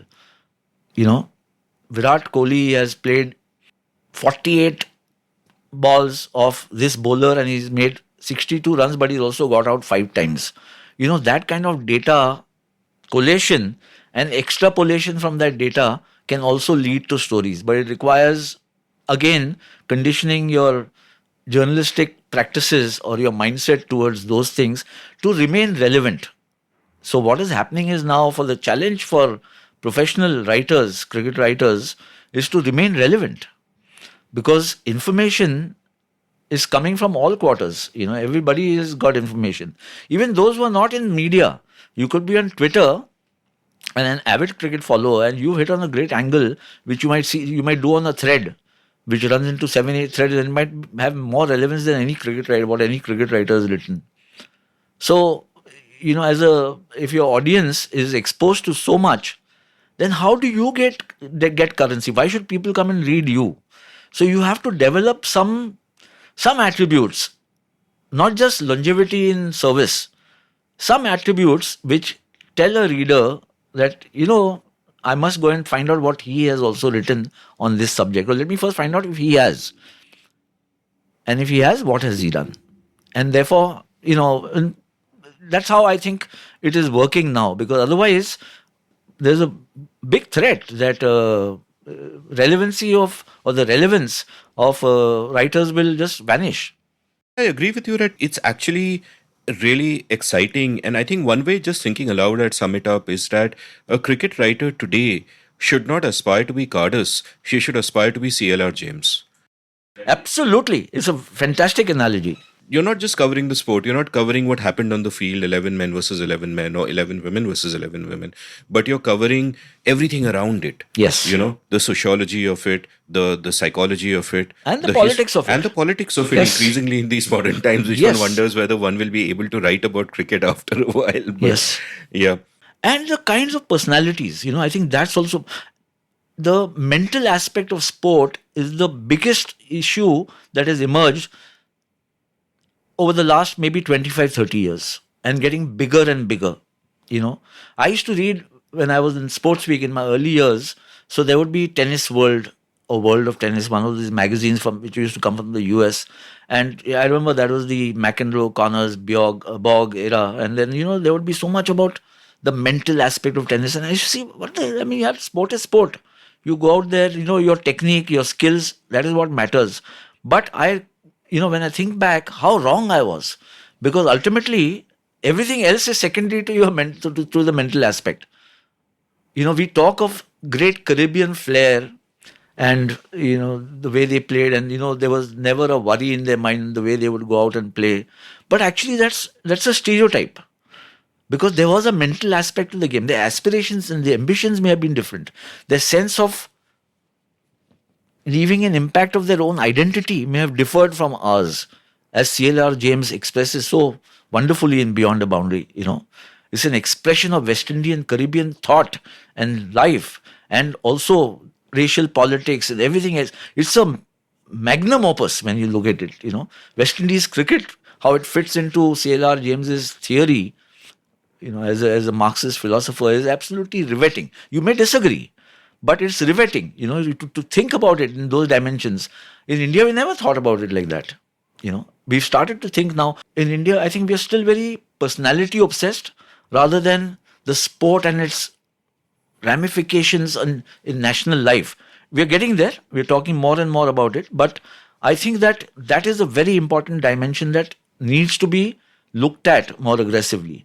Where cricket writing is concerned now, I think because it is coming from everywhere, including the non-formal sector, I think there's a lot of cacophony. Obviously, there will be a lot of mediocrity, but there'll also be some brilliant stuff coming unexpectedly. You don't necessarily have to look at it only from the 15 names It can come from anywhere, and one has to appreciate. So if you enjoy cricket writing and reading about cricket, obviously you have to make the effort to find out where this is going to come from. It's a clutter. It's very random. It's disorganized. It's chaotic, but it is there. And I think overall it enriches cricket writing. No, and I think that, just from what I have kind of seen in the last 22 years, I think the fact that those barriers to entry have gone, that you don't have gatekeepers of taste and style and form standing in the way, that anybody can write anything and then let water find its own level. I think that's incredible, because I think what often happens, especially in mainstream media, is that you have people who have a set vision of what something is like, that coverage should be like this is what I want a cricket report should to be, this is the form, do this, don't do that, don't do that, do this, and I think all of that acts as a tremendous constraint, especially when that mainstream media becomes out of touch, especially when your kind of gatekeepers are not particularly competent, as can often be the case. That just having the ability to go out there, like I in my writing class, I had one of my participants in the latest cohort, is a cricket writer somewhere for some website. I forget the name, though obviously I wouldn't mention it even if I hadn't forgotten it. But he spoke about how the pressure there is always to follow whatever is the latest thing that happened. That Virat Kohli got a bruise on his elbow. You have 40 stories on that. And then in the evening, something else would have happened and you have 40 stories on that. And you're constantly going from immediate story to story. All of it is shallow. And he was complaining about how he doesn't get the time to kind of sit back and do his own writing and all of that, which is, again, a dilemma coming from a cricket writer who would probably be a fan of CLR James, who probably wants to do that kind of writing. But within mainstream media, that space isn't there. Because one, there is this desperation to keep the eyeballs going because you're in that game where you're increasingly becoming irrelevant anyway. And that's just not there. So that's part of the problem with mainstream media, irrespective of Correct. sector. I mean, it could be sports, it could be politics, it could be business. So there's a herd instinct at play there. So if it is Kohli, everybody will write about Kohli that day, and then it's only a matter of debating whose first three paras read better than the others, and that's you got the rest of the It's story. like when Chuck Prince of Citibank said about the financial boom that happened before the crash in 2008, and he said, when the music's playing, everyone has to dance. Correct. Yeah, that's true. But I think, so the consumption of content, for want of a better word, or consumption of media has changed dramatically. And therefore, and it's also changed dramatically because the pipelines feeding media or information to the world at large have also changed. It has been a massive change. Today it can come from any quarter. Mainstream media, I think, is hamstrung. It's becoming predictable, and in many ways it is becoming not gratifying enough, for what I'm looking for. I'm speaking generally, that it may not gratify me. And it's like when you switch on television sets today, you switch on one, you don't need to switch on the others. You know exactly what is happening on the other channels. The rare channel which doesn't do what everybody else is doing, you'll go and switch that on. Because you want something else to be, fed into your, you want to consume that. Otherwise, I'm not gaining anything. Ultimately, we all start making these calculations in our own minds. What am I getting out of it? Yaar? Agar wahi bakwas dekhna hai, why should I shift from channel A, B, C, D, E? I'll shut them all off. Which is what I've done. I don't watch news television. And I'll go to a channel which at least tells me something which is not so predictable. And therefore, I start coveting that. Whether that channel makes money or not is not the issue. And there'll be a herd. The herd instinct can get so large that it can engulf an entire nation on certain issues. So that doesn't make it right. For seekers, you will have to look at things which gratify you, which give you that little delight, which give you comfort, which give you entertainment, which give you satisfaction. All of those in the consumption of media. And likewise, then we can say whether it's in sports or politics or business writing or business journalism, all of these will have to cater to the demand. Now, there is one way of looking at how mass media operates is, look, we only do what the public is demanding. Right? So that's not an unfair thought, but it also means that you are not venturing into areas which will explore what else do people want, or do they still want the same thing? People switch on the television even out of habit. Ki raat mein I'll be cooking, eating, whatever else, the TV is on, or the radio. But is it interesting enough for the consumer, or is it just everybody latching onto a bandwagon, getting onto the bandwagon and doing the same predictable stuff for years is really something as a professional practitioner of journalism or running a media house that you have to think about. Now, I'm saying this it's very simplistic, but when you run organizations, there's the business angle, there is balance sheet, I must be in the black, I must not be in the red, and therefore whatever makes me get into profitability, I will do all those things. They also come into play. I'm not one to pass judgment. You may do things which are really, frankly, very poor journalism and make a lot of money. It's possible, You can put on the front page of newspapers, like in England, some papers, some tabloids put pictures of men or women in various stages of undress, and people pick it up. Now, again, I'm not passing judgment, but if you want to do that, that's fine. But there are other things also that can be done. So you have to take a call. I think what is happening is, in the consumption of media, people have started taking a call, and especially in areas like sports.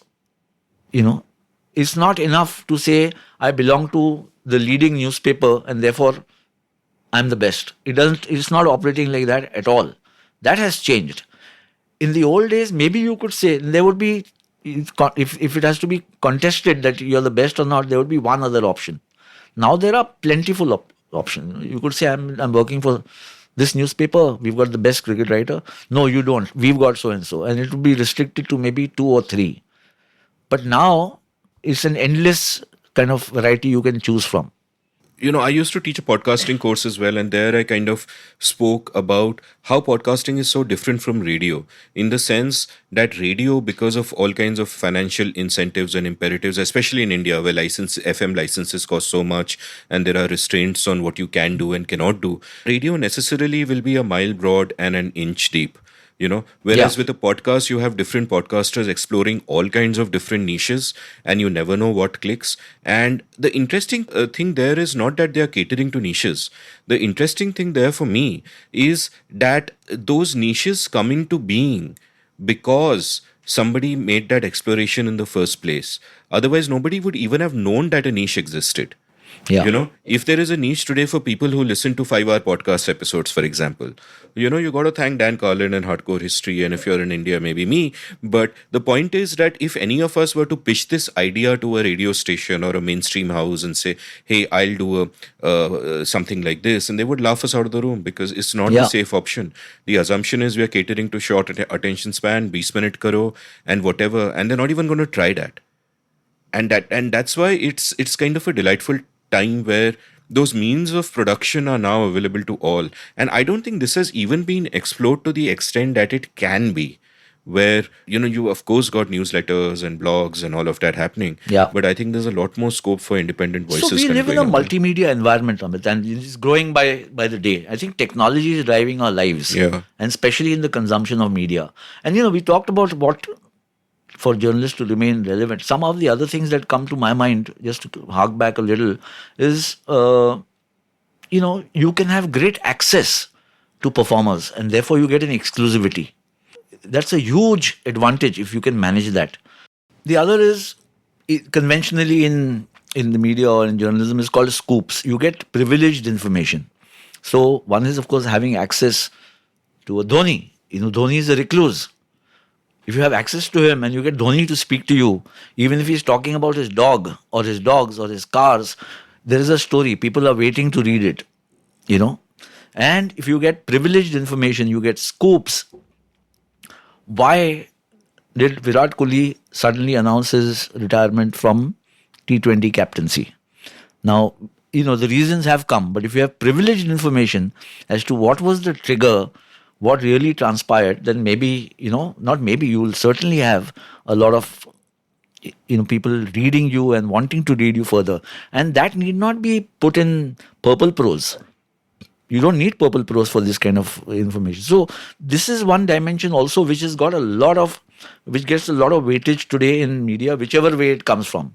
So there are, while I do say that, yes, it's getting tougher and tougher, but if you get the old stereotype of a cricket writer being somebody who's carrying Renan, the thesaurus with him and coming up with these wonderful turns of phrase and great 3 paras leading into the main story. Those 3 paras could be all fluff.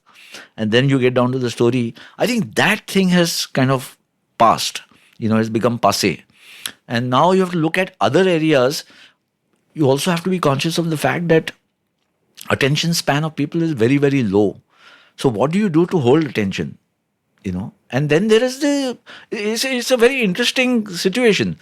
If attention span is low, that means people are spending 2-3 minutes, 4-minute reads, right? You see on many websites, 3-minute read, 4-minute read, it comes to you, And then there is a proliferation of the long reads. You've got 5-7 minute podcasts, and you also got like the seen and the unseen, which are extended podcasts, which also people follow very diligently. So all kinds of things are happening today in the media. It's a very exciting space to be in, but you have to be also, clear that you'll be sometimes swimming against the tide till you find your bearings again. Sometimes you'll clear distances without any hindrance, and then again you'll run into a problem. This is something that is going to happen for the rest of our lives, as I see it. Yeah, you'll run against the tide till you succeed, and then everyone will copy you, and when copying you won't work. And by the way, that short attention span, as I must again say, it's a misconception, but it's a misconception in an interesting way, in the sense that I would not divide people into categories of people with short attention spans and people with long attention spans. I would simply say that we all contain multitudes, right? So there are many times, where I have a short attention span. But there are times where I want to really dig in deep. I'm open to the immersive experience when I have that long attention span. And it really depends on the incentives you give me to shift from one self to the other. And I think the more good content and the more rewarding content there is out there, it can really help. Like, I'm sure there might be someone who loves history but thinks he has a short attention span, and then listens to, say, Dan Carlin's Hardcore History, where every episode is 5 hours. And then they are changed forever. You can kind of shift between them. Before we get back to tracing your personal journey, and this is a digressive show, so it's a feature, not a bug, that we move all around the place. But before we get back to your personal journey, a general question on journalism, which is that it's my sense, and I know you agree with me, and you've just kind of elaborated on a number of other criticisms of mainstream media today, but it's my sense that over the last 20 years, the way in which, as consumers, we discover media, filter media, consume media has changed completely. And mainstream organizations haven't figured this out at all. Now, you've been someone who's been the editorial head of mainstream organizations, editor of Midday, and editor at Times of India. If you were in one of those organizations today, like what I see in those organizations is that there is this desperate thirst to find the latest Twitter trend and do a story on it. Find what Republic TV is screaming about and do a story on it. And it's just become that race to the bottom, that race to cater to what is immediate. Now, we know that there is more happening there in terms of how we are consuming things, right? So, if you were running one of those companies today, if TOI was to say, make you the editor, which would be a great idea, and say, okay, Ayaz, build a Times of India for the year 2035. And start now. What are the things that you would do? What comes to mind? So I would, first of all, I would look at hiring people who are, less conditioned to just thinking along very structured patterns, because that has really been hit for the six. I think partly the problem is for instance, a newspaper. The cycle of the paper is a problem. Today, news is consumed 24/7 into 365. So a paper which is put to bed at 11:30, 12 midnight, around that time, and comes next morning to your house at 6:37. In 6.5 hours, a lot has happened, which you're not going to find available. While when you switch on your cell phone, you'll have these alerts which are already there on your phone saying, news breaks and stuff like that. And you always get this feeling or the sense that I'm a little cheated. I haven't got why am I reading the newspaper if I'm going to get no information as to what has happened in the last 6.5, 7 hours? So the need for instant gratification and consumption of news has completely redefined how one consumes news. And therefore, newspapers in that sense are not fulfilling that need. Where newspapers can fulfill, what need can they fulfill? They can be far more explanatory, they can be far more analytical, more features driven. I think very good interviews with relevant people. But where the instant news is concerned, I think it's gone. It's history, including even television. You had a 9 p.m. show is not as fulfilling as a Twitter update, which comes to me. I mean, Twitter is your fastest source of news as of now. And therefore, you always will feel that everything else is behind times. So if I have to look at creating a media setup heading into 2035, say, first of all, it has to be multimedia. It can't be one. And how one dovetails into the other, how, they kind of intertwine, and then they blend all kinds of functions and reach the final consumer, or the consumer finally, is really the challenge. And how do you reach out using a mix of social media plus old format media, radio and television? Not everybody has all these attributes available in a media organization. Those which are only dependent on newspapers, I think, are going to be less and less relevant as time goes by. I mean, I spend a lot of time in Alibag where I don't get the newspaper. By the time the newspaper comes to my house, it is 9:30, 10, I don't want it. I've already read all the newspapers on my mobile or on my laptop. In Bombay, when I'm in Mumbai, I do get the newspapers at home. The good thing about newspapers still is that if you're getting them delivered at your house, you don't stop them because you don't even know when the guy delivered it. It's there, it's fine. And there's also a certain sense of, psychological dependency that everything is right with the world. My newspapers come to me at 6:30. But going ahead, I think that media organizations will have to seriously look at how they reach the formats, not one format, the formats in which they reach the consumer, because all of us are consuming multimedia. The experience is multimedia. You might watch the match. If you're watching a cricket match, you might watch the pre-lunch session on TV. You have to step out. You'll keep updating yourself on what's happening on the score on the cell phone. You suddenly find there's an alert that somebody's reached a century or taken a hat trick. You'll immediately search on your cell phone if there is a highlights package, which is 30 seconds or 40 seconds, which tells you what has happened. So you don't want to be behind in terms of knowledge and information than anybody else. Also, we are social animals. You reach your destination, you meet your colleague or your friend or girlfriend or whatever, and there has to be some conversation. If some political leader has been arrested, immediately that becomes a opening of a conversation or a dialogue. I say, you can't be, hey, I don't know about this at all. It can happen. It happens all the time. But you don't want to be in that situation. In today's day and age, the way we consume media, we want to be on top of the situation. So for that, I think news organizations or media houses will have to be, electric heeled into gathering information and disseminating it. It has to be almost a, simultaneous process. It comes in and it goes out. The swiftness, the speed and the rapidity, and exercising those controls, if you're a media organization. If I'm an independent, as they call it, an independent journalist who's on Twitter, look, we are talking here, an accident takes place on the road where your apartment is located, and somebody with a cell phone is the first to capture it on camera and put it on Twitter. By the time the news organization reporters come, it'll be 3 hours, 2 hours, 1 hour, we don't know.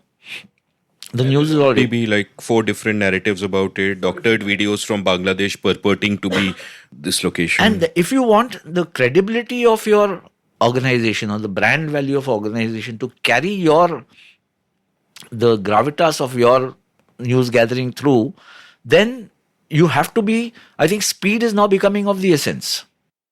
The sort of counterpoint to this is of course, I think this might be one of those cases where I think, was it Naipaul who famously said or Churchill who famously said that whatever you say of India, the opposite is also true. And here I would say that speed being of the essence is of course there because information is a commodity. If you aren't giving it immediately, then it's kind of redundant. The person already knows. But the other way is that there also, I think, needs to be a therav in our coverage. I produced this other show called Brave New World, hosted by Vasant, where he chatted with Jonathan Haidt. And Jonathan Haidt made a great observation there. He said that, listen, you might think that we are in a world where all the information from all of human history is there at our disposal, right? But the truth is that most people are consuming at this very moment what was produced in the last 3 days. Yes. The entirety of our consumption is something that was produced in the last 3 days. And therefore, what we have are people who are all the time buffeted by information, but always shallow, always ignorant. And which is why your book, by the way, is such a fine service, because there is. Yeah, I've just been through that 50 or 75 years. Yeah, and it's fascinating, and I want people to pick up your book not to kind of skim through it while they're doing 5 other things, but sit back quietly and read it and immerse themselves in it, which I think they will, because I think there's a hunger for that too. So I've tried to create a narrative, which is fine. What you're saying is right, but I think both things happen simultaneously. For instance, I love to read the Wisden Almanac. It comes once a year. Yeah. And I make sure that I get it, and I read it like from cover to cover. And it's a periodical, it comes, but it doesn't mean I stop consuming cricket coverage otherwise, or any other coverage. So both things work simultaneously. But in saying that I savor Wisden Cricket Almanac, I don't want to be left behind on my Current what's happening now. Information, those gaps to be met. I can't say it really doesn't matter if I don't get that information, because I can wait a year later and find out what really happened. So Wisden will give you a great perspective on everything that has happened the preceding year. But if I'm not, with it while things are unfolding, and, news, as they say, newspapers is history on the run, and it keeps getting revised all the time. A lot of stories get junked. We don't even know what happens to those stories. What is today's scoop might be in the dustbin tomorrow, because the effective follow-up has shown that it was rubbish, or there's not been any follow-up, or actually it was a trifling which was played up. These things happen. But if I'm not in that loop, then I might feel a little left behind, or a lot left behind by a lot. So it also depends on the temperament, the age group, the social milieu that you're in. All of that matters. The consumption of media is not straight-laced. It's very, very, very kaleidoscopic. All kinds of people look for different things from what they want from what they expect from the media. And the delightful thing is it's an expanding kaleidoscope. Like the problem with media houses now is that the future is unknown unknowns. It's not even known unknowns. Yes. That you know that there's a problem, you know what the problem is, so you put a team, you solve it. But here you don't even know what it's going to look like tomorrow. And just for those of my readers who might not have heard of the Wisden Cricketers Almanac, I'll quickly explain what it is. Back in the day, there's this revered British company called Wisden, which still brings out something called the Wisden Cricketers Almanac, which comes every year, which basically has all the scorecards of the year and all the info of the year, and you can read that on December 31st, and by the end of it you'll know everything that happened that year. It's a fat book. All cricket writers aspire to writing for it. I finally did in I wrote for a couple of those editions, and then my byline, this is an amusing story. Our mutual friend Anand Vasu, I think, complained to me once that he wrote for them a year after me, and they were just going by alphabetical order, an Indian writer with A. So instead of putting on a piece that he wrote, they accidentally put my byline somehow. And I never even knew. Okay. So poor Anand was really upset that, Wisden. Yeah, it's the Bible. Yeah. You don't find a mention in the Bible. That's terrible. Yeah. So I can imagine his shock and horror when he got the copy and he went. And also, Wisden is still is got a very lofty. It's like the MCC of cricket journalism. It's like the MCC of cricket journalism. But also, what has changed in cricket writing, especially, but in sports writing by and large, is that the internet gives you access to information that at the click of a mouse. While earlier, I mean, when I started writing on cricket, I used to maintain a scorecard in the press box. And if somebody would hit a 4, then you'd write down the number 4, and then you'd describe elegant cover drive by so and so, so that when you wrote your story, you remembered it. Nowadays, nobody takes notes. It's all available you might take notes sparingly, just to keep yourself, filled in as to when you write your story, what all you should focus on. You don't have to scurry around looking for, making associations with the past because it's all available at the click of a mouse. If I have to, Virender Sehwag hits a triple hundred in the first triple hundred that he's made in 2005 against Pakistan, and the first Indian to do it ever. Now, where do I run around trying to find out who all have made triple hundreds, how many balls, how many fours? It's all available. So there is a certain ease of gathering information which has happened, but it also creates its own complication because there's so much of it that you have to be really smart in how you select the information. Also, I remember one of the things that troubled me when I started touring around cricket, first with Wisden and then with Cricinfo. And again, to complete that almanac story, Wisden came to India in 2001 with a magazine called Wisden Cricket Monthly, which I joined. We started a website called Wisden.com, which bought Cricinfo, and subsequently Cricinfo was bought by ESPN. And then another Wisden.com, which was out of the picture, then made a comeback later. And it's a very complicated story. But one of the things I remember traveling to test matches all over the place is that in the press box, and this really disturbed me when I first saw this, in the press box, nobody would watch the cricket. Yeah. Because they know that सारा information मिल जाएगा. वैसे भी information उतना नहीं देने का है. So I'm watching every ball, right? I'm soaking it in, also partly because I'm a new writer at that time and it's really exciting for me. But nobody would watch the cricket. And I would be like, boss, ये कैसा press box है? Yeah. And once in Mohali, I noticed one guy sitting behind me very intently watching every ball, taking notes, constantly typing things, and I was damn impressed. And then the next day, I think he was either arrested or thrown out of the press box because he was actually working for a bookie syndicate. Oh! And he was, because the image on TV comes a couple of split seconds. So he was feeding the information to the bookies. He was quickly feeding the information, before, in a split second, hitting whatever button he has to hit. So it was really amusing. And I remember I was very pissed off because I had to fight like a maniac to get my press pass for that particular test match. In those days, Cricinfo was a new kid on the block, right. And these guys would keep troubling us. Yeah. And what is Cricinfo, they would say? Yeah. So I had to run around for a whole day to get a press pass, and this Firang guy just got it immediately, very easily. Yeah. And then he's doing this thing, but he was watching every ball. So there are best practices and there are not such good practices of covering an event. I've seen people doze off in the press box and doze off and snore and wake up 2 hours later, not having watched the match for that period. And then of course they're writing their stories and running around trying to get information. And ultimately, if it's stringing together 8-10 paras or 15 paras, that's not the challenge. Anybody with even basic skills can do it, but it's how you watch the match and there's a sense of enjoyment or even sometimes non-enjoyment which might come through but the writing should be enjoyable. I think it makes a difference over the years. Yes. Like I might watch a match intently and you might not. Yeah. And we could write reports which are very similar. Yeah. But over the years, the person who's watching the match intently will just have deeper insight. This is my 43rd year.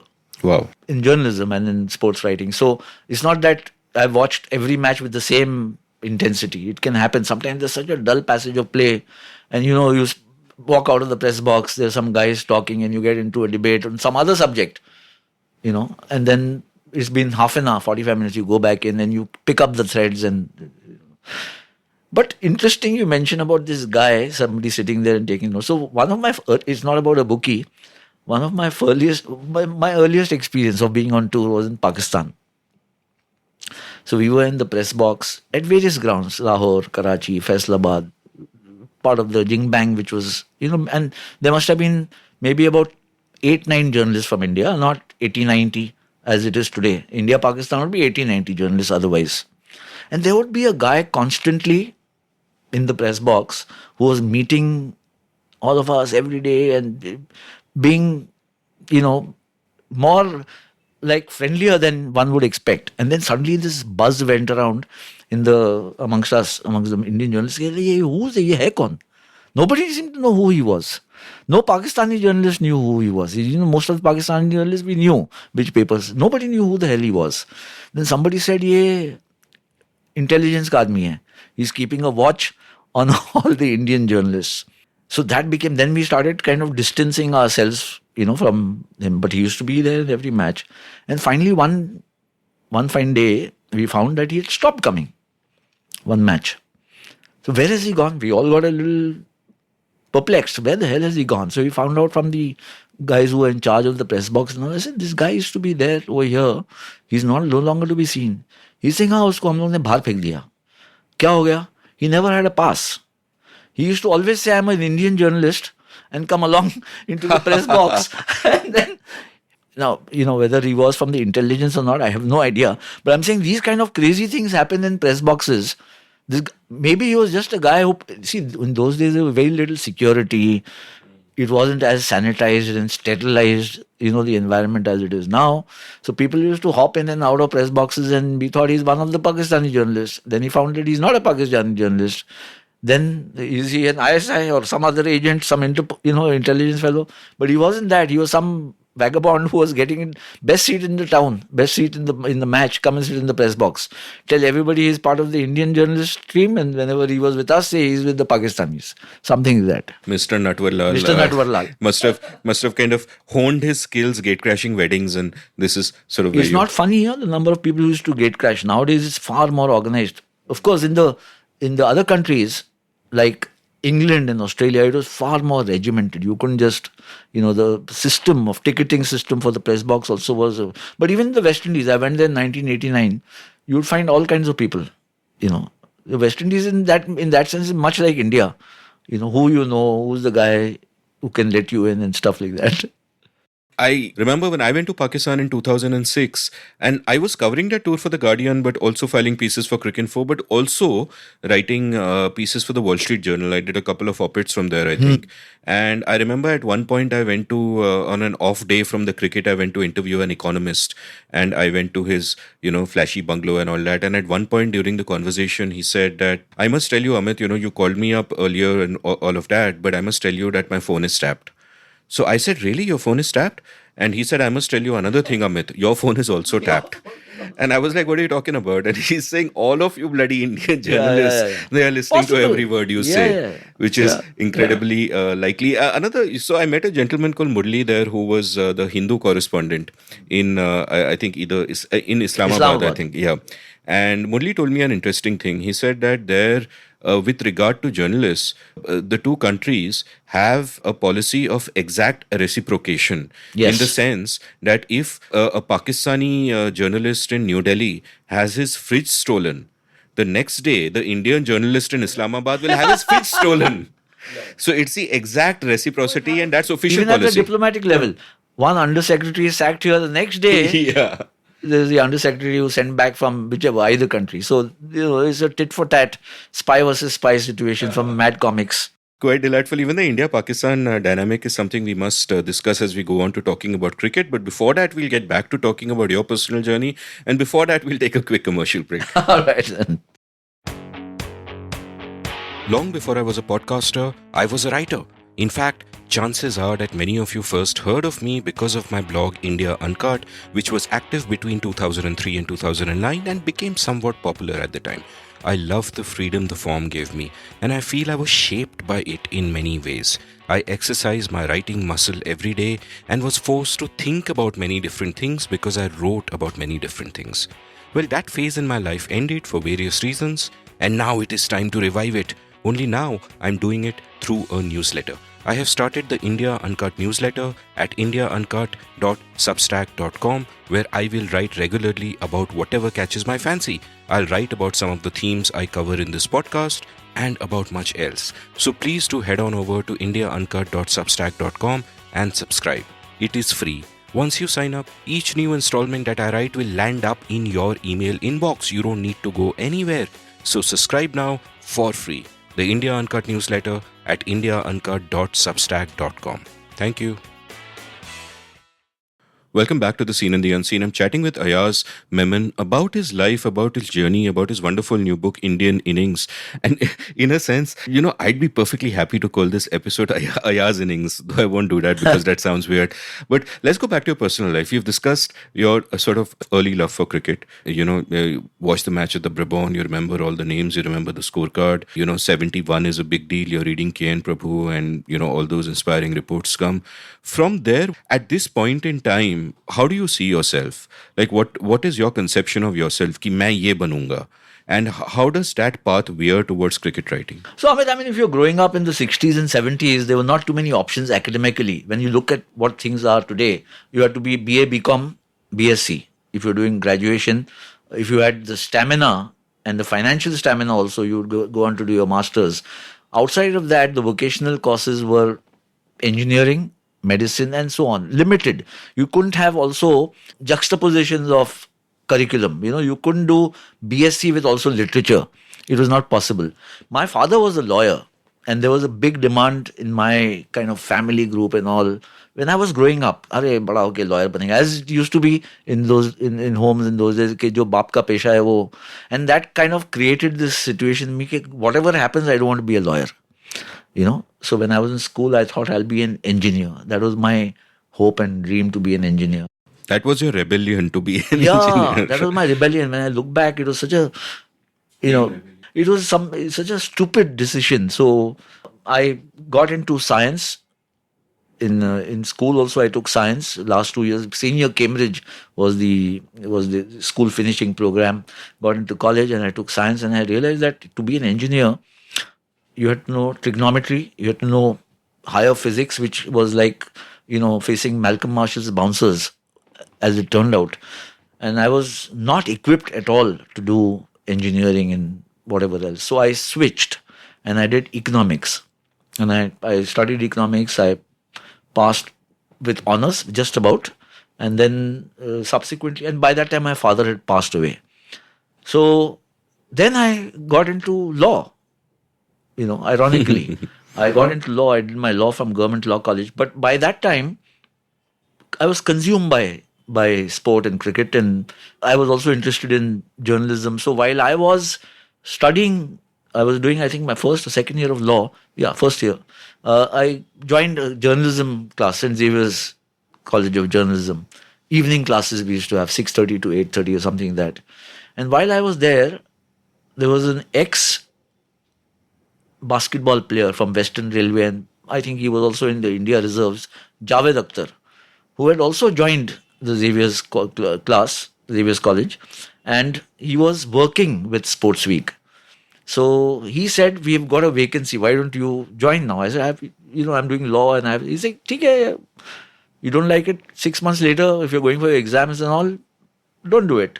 So in 1979 is when I got into Sports Week. In my, that was my first brush with journalism, so to speak, getting into the newsroom.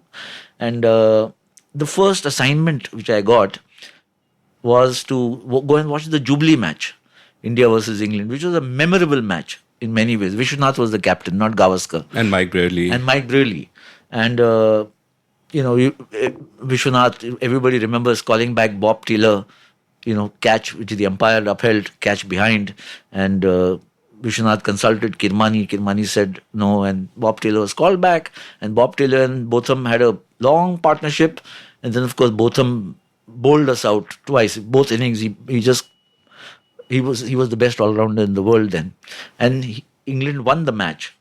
But my job was to do what was popularly known as side stories. Somebody else was doing the match report for Midday. Midday was a very new newspaper then. It had started in 1979. And there was a lot of excitement in the small, meager newsroom that Midday had in those days. It was a small paper, but lots of fun. And then there was Sports Week magazine, which was also from the same stable. So I was doing sidelights and side stories. But I got a place in the press box, which is right behind the bowler's arm. And I had never seen a cricket match from that vantage situation. And I immediately got a job offer from them. I had got a job offer, and I realized I'm being paid to watch cricket. And what could be better? So, law, the ambitions for pursuing a law degree went out of the window for a while. I did resume it later and completed my graduation. But I said, this is like, this is the best thing that can happen to me. And I was being paid 350 rupees, but that really didn't matter because I was there sitting behind the bowler's arm. And, you see, if you're sitting in the press box, there's Dilip Sardesai who comes in, or Bapu Nadkarni, or some of these old timers. And if you were lucky in a domestic match, which we also, we would go and attend, Gavaskar would come up and sit in what was the committee box or the selectors box. The players box was below the dressing room. And those days, it was not as secure, the environment. So you could, you could hop across and say, I want to speak to so-and-so player, and maybe you would get a chance that you could do it. So that kind of association with the game and the access just won me over. And I said, whatever it is, this is what I'm going to do. Yeah, getting paid to do what you love is such an incredible privilege. You used the phrase when you were talking about how you studied economics. So you said you could just about passed with honors, which sounds to me much like, a batsman saying, I barely managed to reach my 200. What is just about pass with honors? But here's sort of my next question. That today, if I want to be a cricket writer, say I'm 20 years old, I want to be a cricket writer, I have all the models in the world to emulate, to figure out who are my stylistic heroes, what are the best practices in journalism, and blah, blah, blah. I have this whole smorgasbord of influences which I can pick from. In your case, that would not have been the case. In the sense, okay, you're reading Prabhu and you're reading Hendricks and you're reading a handful of people, but it is a handful of people.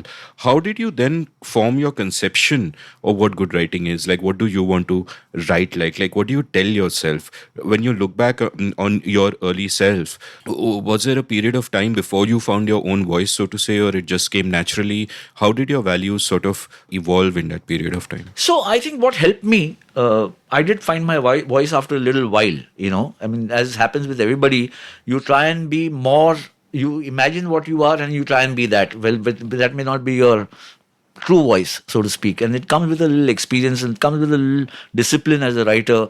You get into a certain drill in terms of information gathering, and then, of course, how you articulate and express it. That takes a little while, unless you're a born natural. That's a different matter. But what helped me, I think, when I look back, is I read a lot about cricket, and I was generally very interested in books. And, while I read a lot of fiction and etc. while growing up in my teenage years, early 20s, I also read a lot of cricket, from the Cardus books to Beyond the Boundary, and so many authors, including my cricketing years, Ajit Wadekar, Tiger's Tale, Pataudi, Sunny Days when it first came out, 1976, I think. These were all books that I consumed, and it just made me so much more familiar with players and their points of view and their lives and stuff. I was also a very avid follower of cricket in the British Council Library. I would go every week, maybe twice a week or thrice a week, just to read the British newspapers during their cricket season, their summer, the English summer. Because that, the British papers would have a half-page story or a match report, and some of the better-known writers one had come to know of would be there. The county scores, I would devour them, rather than wait for Playfair Cricket Annual with the consolidated scores and all to come. I would be always visiting British Council, and therefore I developed a certain liking for certain kinds of writers. Alan Ross was one of those writers I really enjoyed reading. Jack Fingleton. I love Jack Fingleton. Jack Fingleton was fabulous.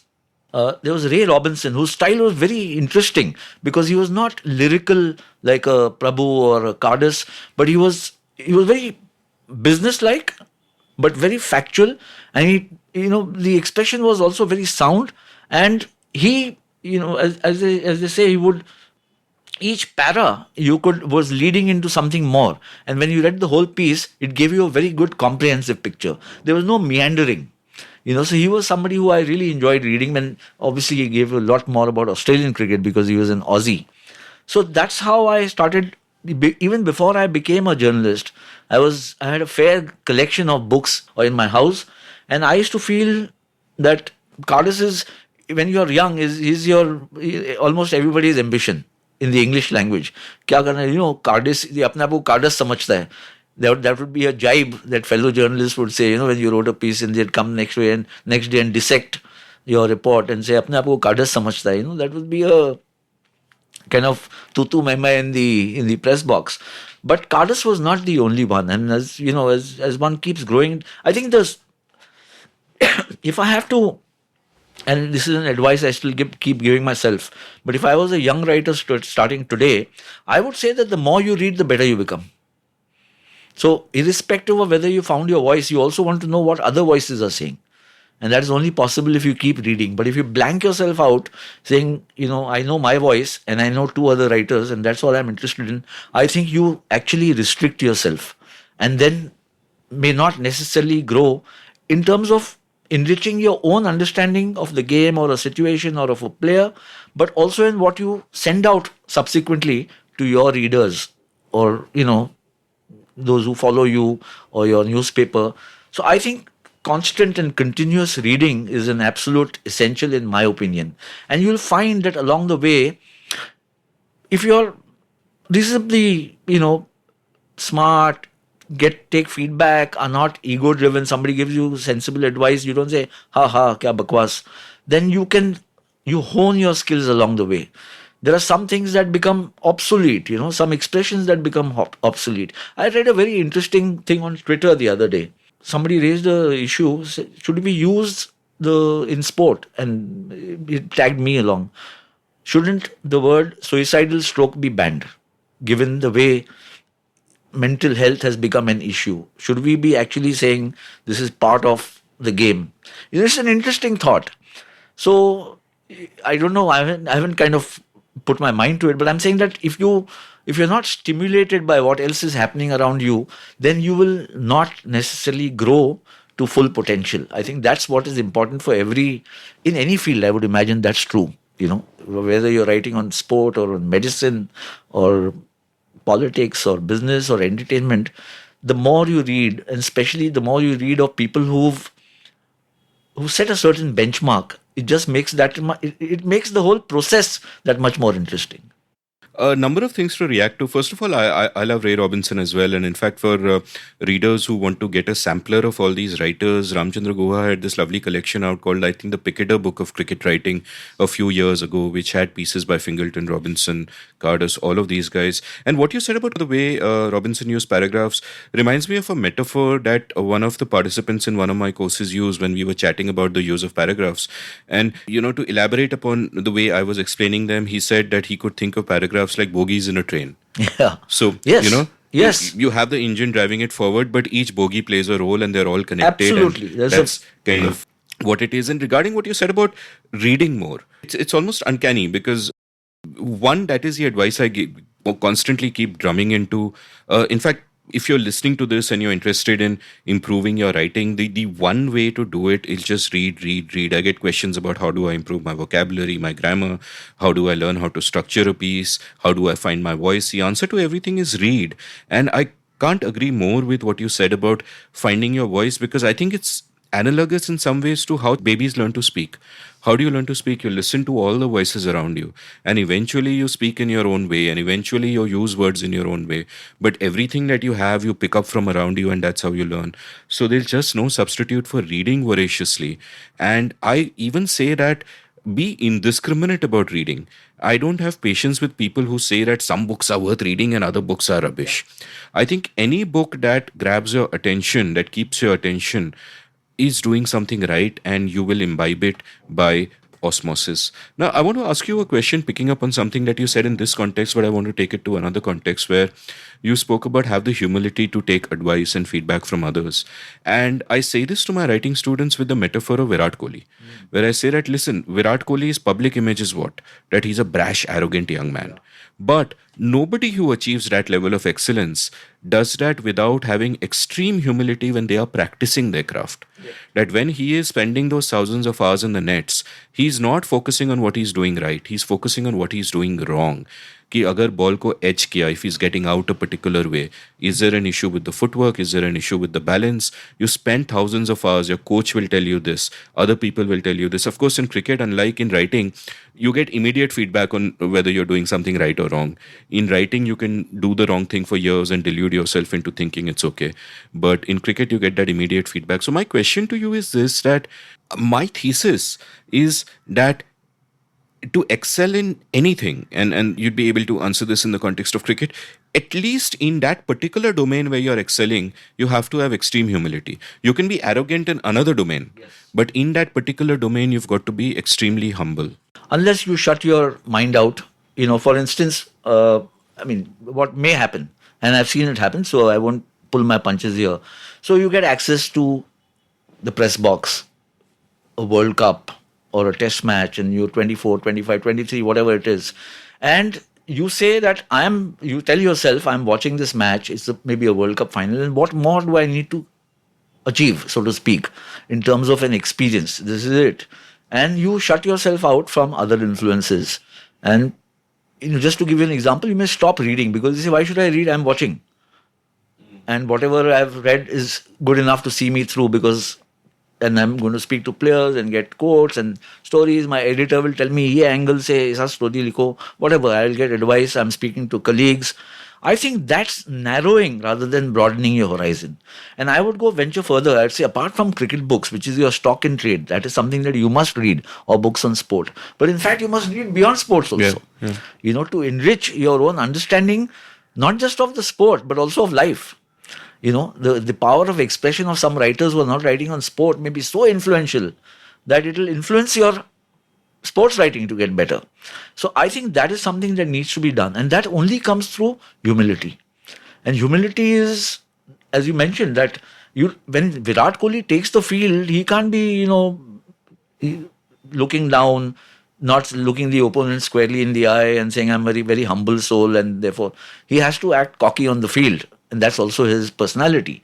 But he is actually very smart and he handles his own professional life as a cricketer with a great degree of humility.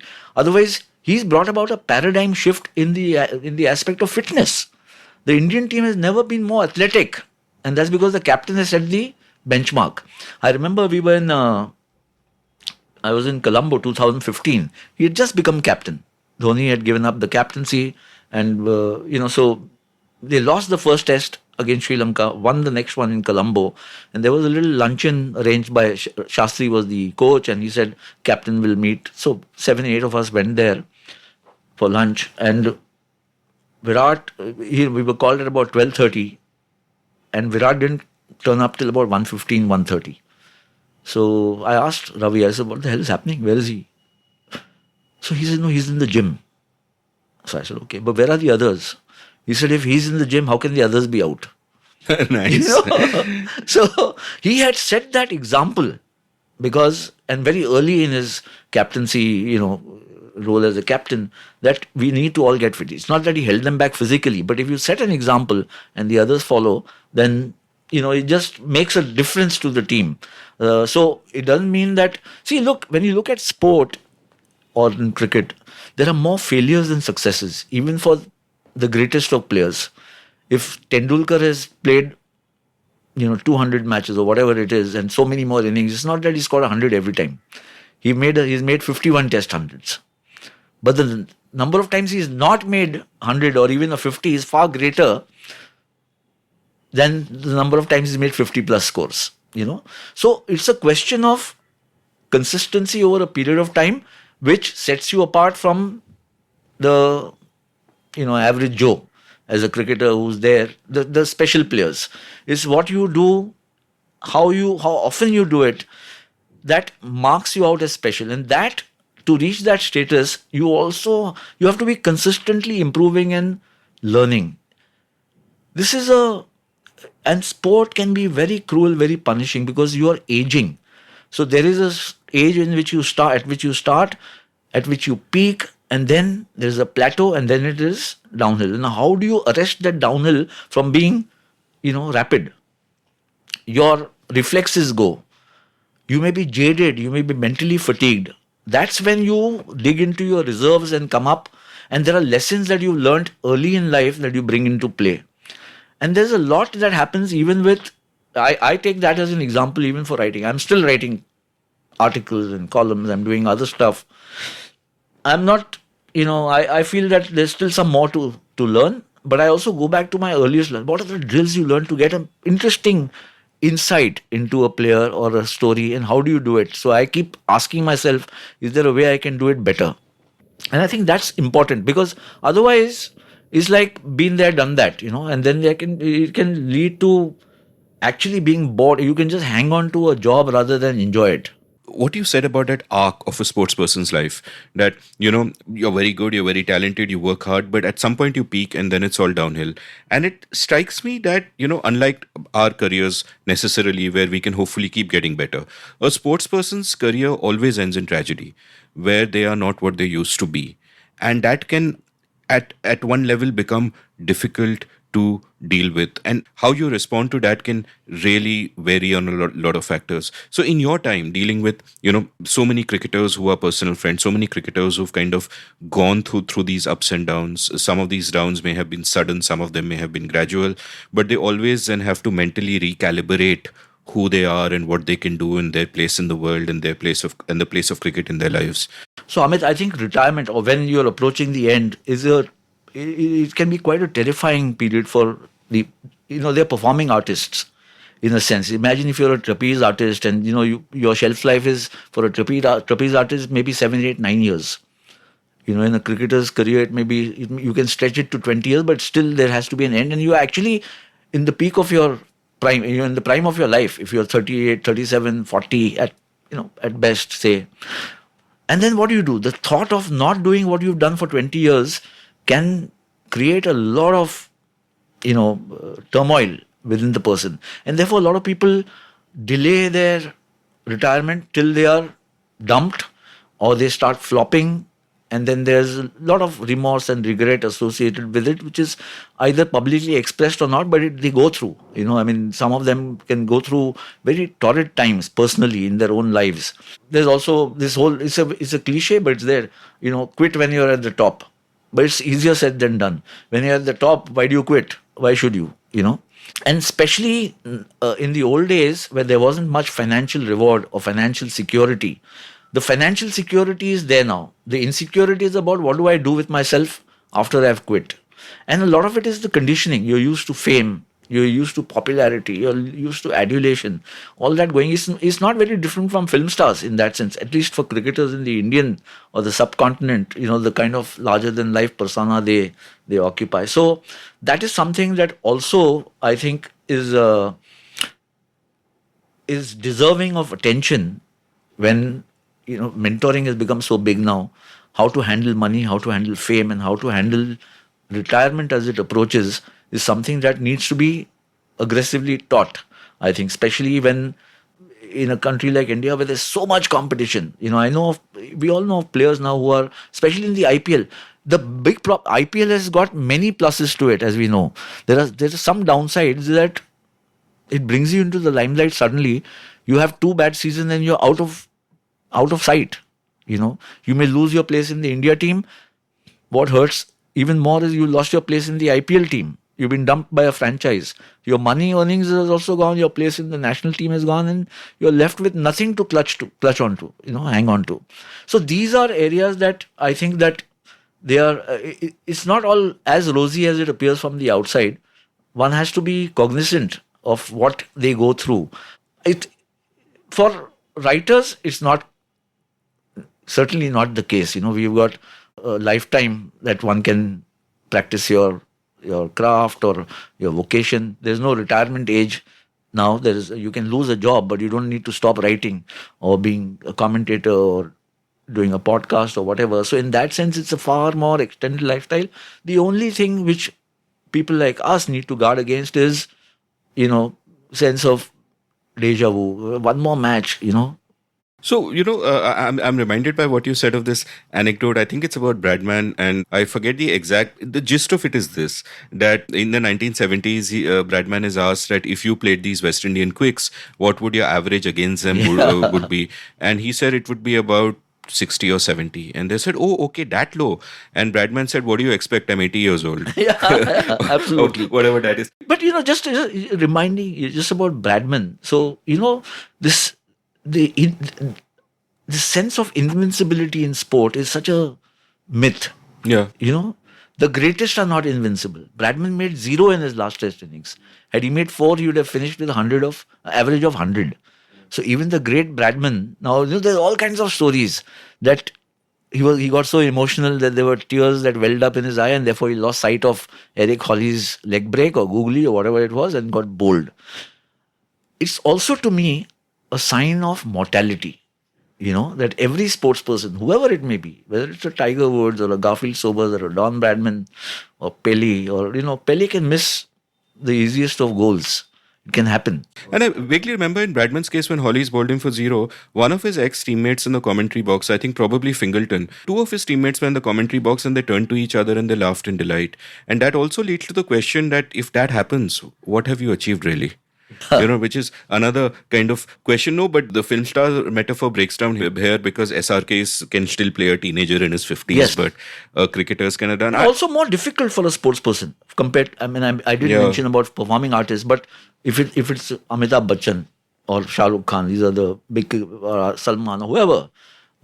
But you can have multiple retakes. You can have 50 retakes till you get it right. You can go and watch the video monitor and say, look, I can do it differently. I can do it better and probably do it better. But for a sports person, you miss a penalty, you're gone. Unless you're WG Grace, there is that famous story about how an umpire gave him out and he stayed there and the have they umpire come said, to see you, raise your finger, or have they come to see me bat? yeah. So here's another question that, like you pointed out, if someone was to say to either you or me, that, hey guys, like the cliche goes, quit when they ask why instead of why not, or, quit when you're at the top, as you just said, we would just laugh. Of course, tell me buzz off. Yeah, ek to buzz off, my top is yet to come. 2, even if I feel my powers are declining, as long as I'm enjoying writing, I'm going to keep writing. Yeah. I think that there is this pressure that is sometimes put on sports people where we focus on their legacy more than they themselves do. Like the word legacy itself, I don't even know what it means or why anyone should give a damn about it. I imagine somebody starts playing a sport, it's because they love it. Of course. And they should play it till they love it. And even if they are on a decline, like maybe Roger Federer today, and he says, no, I love it, I want to play. I don't care if I'm not winning 2 Grand Slams a year, I want to play. We should respect that, But that's easier in individual sport than in a team sport, because team sport you're selected. Roger Federer can decide he wants to play and maybe lose in the first round and keep playing, that's fine. But in a team sport, somebody else is selecting you and the impact you have or the influence you have on the team or not. You may have a debilitating influence on the team. So then you're chucked out. So I think that, different sports will have different yardsticks, but you're right. You can't decide on your legacy at the start of your career because you'll get so consumed by that, and weighed down that you might have nothing to show for it. Forget about legacy, there are players who came meteoric rise and then gone. So there's no legacy that has been left behind barring the first couple of years. Legacy comes with the body of work that is voluminous and its impact. It's not just about averages alone. In the case of cricket, averages can mean a heck of a lot, but also in the impact. Virender Sehwag's, in my opinion, Virender Sehwag's legacy is fabulous. His average may not be in the 50s. He's 49 something, just about touching 50. But with a few more not outs, he'll have been 50 plus. But the impact he had on international cricket, apart from Indian cricket, the way he would win matches, the fear he would create in opposing bowlers is something that, it's a fabulous legacy. And he was such it was such a conundrum to see a Virender Sehwag kind of an opener in Indian cricket. Normally you would associate these buccaneering types with an Aussie or maybe a West Indian, not even an Englishman. Maybe a madcap Pakistani batsman. I sometimes think about the best opening pair in the history of Indian cricket would be Gavaskar and Sehwag. But a complete contrast in approach. Both great in their own ways. But look at, and also you can't deny that Sehwag has left behind a magnificent legacy. Now, it may never be achievable by somebody else unless you've got a similar mindset and a hard disk which works like Sehwag's did. It just boggled, how he played boggles the mind even now.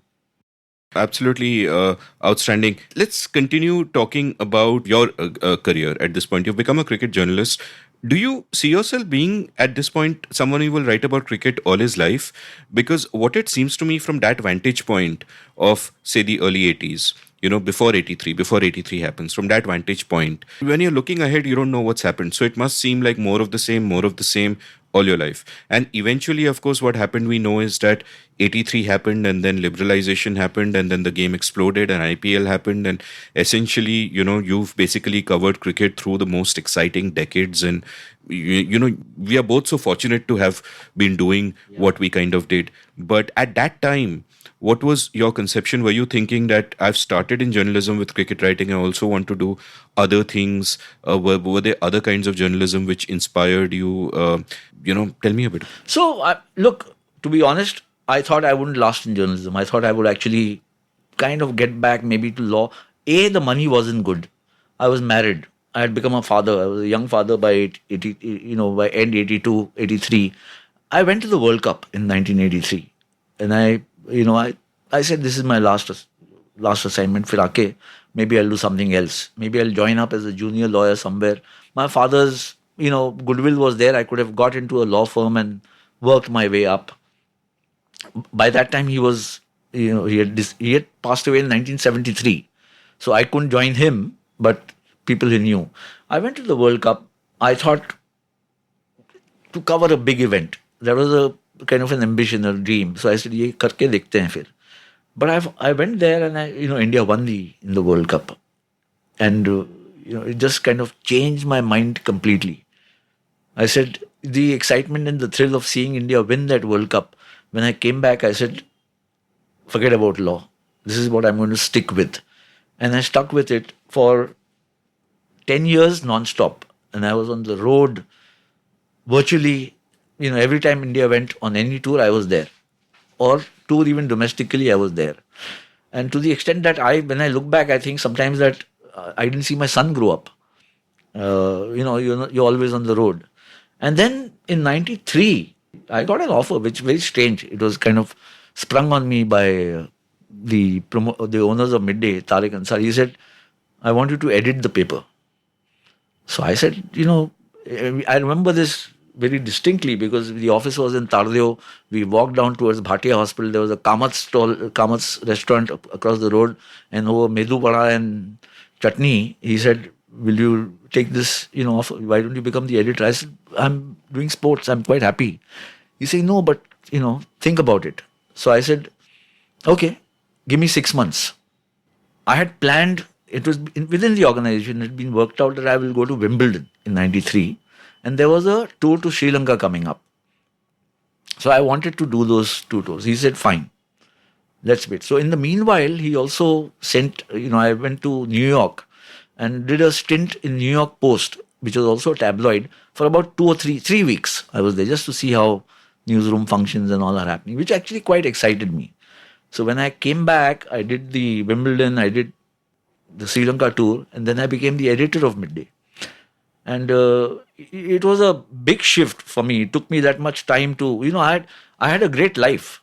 I was on much envied life, if you can, imagine. Even within the newsroom, whoever may have been the editor, the cricket correspondent's or cricket writer's life was the toast of the newsroom. And I had to give that up. And then when you're editor, then you become accountable for everybody else. Here you were accountable to your department. By that time, I was also the sports editor and the editor of Sports Week magazine. So to give all that up and take on this assignment in 93, Sports Week had shut down. But it was a challenge which I think finally it captured my imagination. And then I said, let's do it. That's where I switched and I became editor of Midday. But once a year, I would take a tour. On my leave would be, even if it was a short tour, it meant just going and doing 2 matches, I would keep up with cricket. What did you learn at New York Post? What did they do differently that impressed you and that you said that you want to incorporate it as an editor? And also, what specifically about the job of an editor? Because a lot of people who will start off with the kind of work that you enjoyed doing, you're traveling everywhere, you're covering cricket, it's a dream life, will also say they don't want to manage people, and it's a completely different skill set. Obviously, as a sports editor and all, you had some experience at that. But one, it's a different skill set managing people. And two, it's a different skill set editing an actual general newspaper where you have to assign priorities, decide what gets covered, all of that. So, did you just dive into it without thinking about it much? Or did you spend some time thinking about it and craft a kind of editorial philosophy for yourself that these are the kind of things I will focus on? What was that like? So, there are two questions. One is that what did I learn in New York Post? I thought in New York Post, though it's a very short stint and it was just to help me come to terms with tabloid journalism, that was the purpose of my going there, was in terms of layout, screaming headlines, which capture your attention. Most of the papers, at least in the afternoon, the Midday was an afternoon paper, is sold on the stands. It's not necessarily home delivered. It used to be office delivered, but the stand sales were the most. So it had to be very appealing for a passerby to say, hey, I want this copy. And then the mix of stories, how much crime becomes a big thing for tabloids. So how do you play up the crime stories? And therefore, what should be the drill of the reporters and the access into getting information about crime, those stories? Those were things that, I went on beat reporting with the reporters just to find out how they go about doing it, and I found that they were very aggressive in New York. Though it's a big city, much like Mumbai, or bigger than Mumbai in terms of news coverage. But it was very exciting just being out there with the beat reporters and the way they approached and, went after news. There was an aggression which I didn't find existed in Indian newsrooms. Give me an example. So, if there's a drug bust, in New York City, then they would send two reporters, one to the place of the crime, one to the, and so swiftly into where the police station, wherever the case is going to be investigated. And they were far more advanced in their, how information was transmitted. I mean, telephone access in India, even in '93, was not so easy. While for the US, for the Americans, it was far easier. But they would have on one crime story, maybe 3-4 guys. They would pull out somebody from here and send them this is a big story. Let's put all our arsenal in this and play it up because this is going to be a big story, a front page story. While in India, I think we were still a little structured. These are your crime reporters. These are your civic reporters. Yes, they were all of that. But if a story broke, then, you put all your might towards that because ultimately tabloid sold on your front page story. And maybe page 3 and then the features and then the sports. I think the single biggest impression on me was a very aggressive pursuit of 2 or 3 stories rather than getting 30 stories. Because even for Midday, which was very popular for its crossword and its comics and entertainment section and glamour columns and all that, if you chase 30 stories, you might end up with not even 3 or 3 of any great, worth. So that was one of the things which I learned, and when I came back, I tried to implement that and I think also my predecessors had left a very good newsroom. There's a lot of young talent. Nikhil Lakshman, Prem Panikar, who preceded me, Meenal Baghel, they all became household names. They were. Nikhil was a very well-known. Sharda Ogra was there. Ogra, yeah. Prajwal Hegde. Hemal. We had Hemal Ash. In Midday, actually, we had an all-women's sports team. Yeah. Legendary. Legendary. And including the photographer, Savita Kirloskar. Yeah, who worked with me later at Wisden. Yeah, wonderful. Right, and she was the one who when I became the editor, I sent to Yorkshire when Sachin went there to cover his stay there because she was a writer as well as a photographer. The energy, I think what I enjoyed most in Midday, and that was an advantage, that it was a very young team, barring some of the news editor, some of those who were got from other newspapers and brought there, but by and large the army of people who were there at the desk and the reporters, they were all very young, all looking to get ahead, enjoying their work, getting stories. Obviously, a lot of them would move on, like Sharda, but they were really good at their job. So in that sense, it became a little easier for me. I didn't have to strain too much. One had to be a little disciplined because I was so used to being on my own jaunts, and to get restricted to a cabin and pacing the newsroom was a bit of a challenge in the first maybe 4, 5, 6 months. But I started enjoying it. There's a dimension to running a newspaper which, when you're in that kind of position of an editor, your locus standi changes and everything kind of comes to you and then flows from you in many ways. It can't be so centralized. There are department heads and you have to work well with them, which is what I always believe in. I think, delegation of responsibility is very important, provided you know what you're doing for the next day's edition or the next week's, or how you're planning and budgeting. So all that comes into play. And I think it just widened my horizon and my perspective, not just about journalism, but about life, because you come to know and come across so many different kinds of people. In terms of writing, how different was it? Like, for example, one of the things that I do in one of the webinars I teach is I'll take examples from tabloids, from mainstream newspapers, from a magazine like the New Yorker, or I'll take a Guardian long read, and from a literary novel, and I'll take examples from each of these to point out how the imperatives are different and therefore the writing is different. The tabloid example I think I use is from Daily Mail in England, where they pack in a lot of info in the headline, and the core assumption for that is that the reader can stop reading at any point in time. Extreme short attention span. Like, I would typically read Midday when I'm in a local train commuting somewhere in the mid-90s, and one hand is holding the bar above my head and the other hand as a Midday, and therefore you have a very fast rhythm, short one-sentence paras, everything is information, you don't have the space to go deep or give context or whatever. And I'm of course giving sort of an extreme example, and therefore the imperatives of writing for a tabloid are very different, even from the imperatives of writing for a broadsheet newspaper. Like, you cannot be Neville Cardus in an afternoon paper, for example. So tell me a little bit more about this. So you have to, so you have to customize. You have to customize your writing skills for suiting a tabloid. And I think what plays a huge role in tabloid journalism, and this is again a commuter paper, Midday. Most tabloids end up being, even in big cities like London or New York, these are all commuted papers because they're easy to read even on a train or in a bus. So sharp headlines which provoke, which excite, which intrigue. You can have lead-ins and maybe a intro to it which is 2 lines, which more or less tells you a story, or it keeps, or it tickles your palate so much that you say, I will read it a little later, if not right now, but you will read it. And then there is a whole other what I call condiments that come in, which are Midday.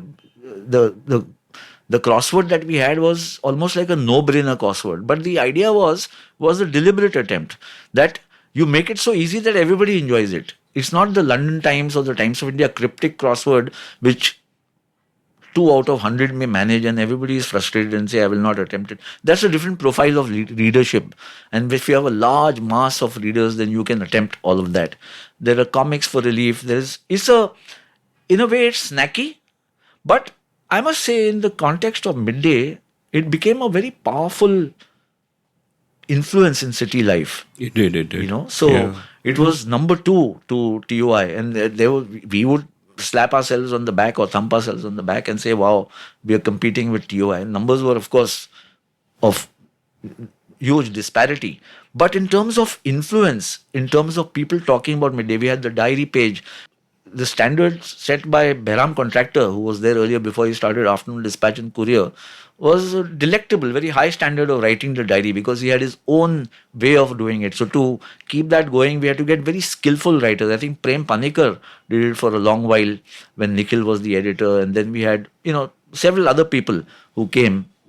So the diary became an important aspect and facet of this paper, which gave you snippets into life in the city which otherwise don't come in news reports. A little bit of spice about society, the whole packaging of it. How do you make Midday a microcosm of Mumbai's life was really the attempt. And that I found very, very, exciting. With my rose-tinted glasses on, I would say that almost felt for me like a golden age of Midday, in the sense that I think what a tabloid should do best is take that sideways look. Your mainstream newspaper is covering all the main shit that happens.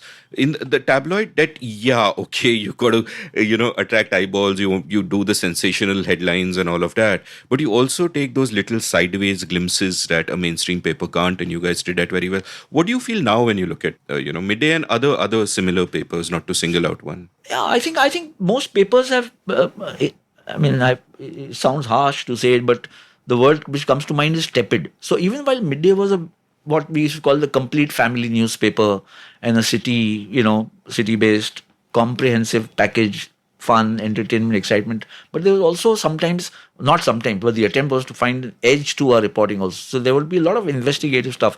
The kidney sales racket, which was broken by Midday. We had, I think, we were the first paper, if I remember correctly, following up on the bomb blast case. Bombay bomb blast case and the trial, which is Tata court proceedings which are going on, which some of the mainstream newspapers were a little hesitant to, and then of course competition drives, then everybody starts covering and then it gets amplified, which is what was needed. So Midday was in very ballsy for its time, So a little cheeky, it was provocative, it was, and everybody wanted to be featured in Midday.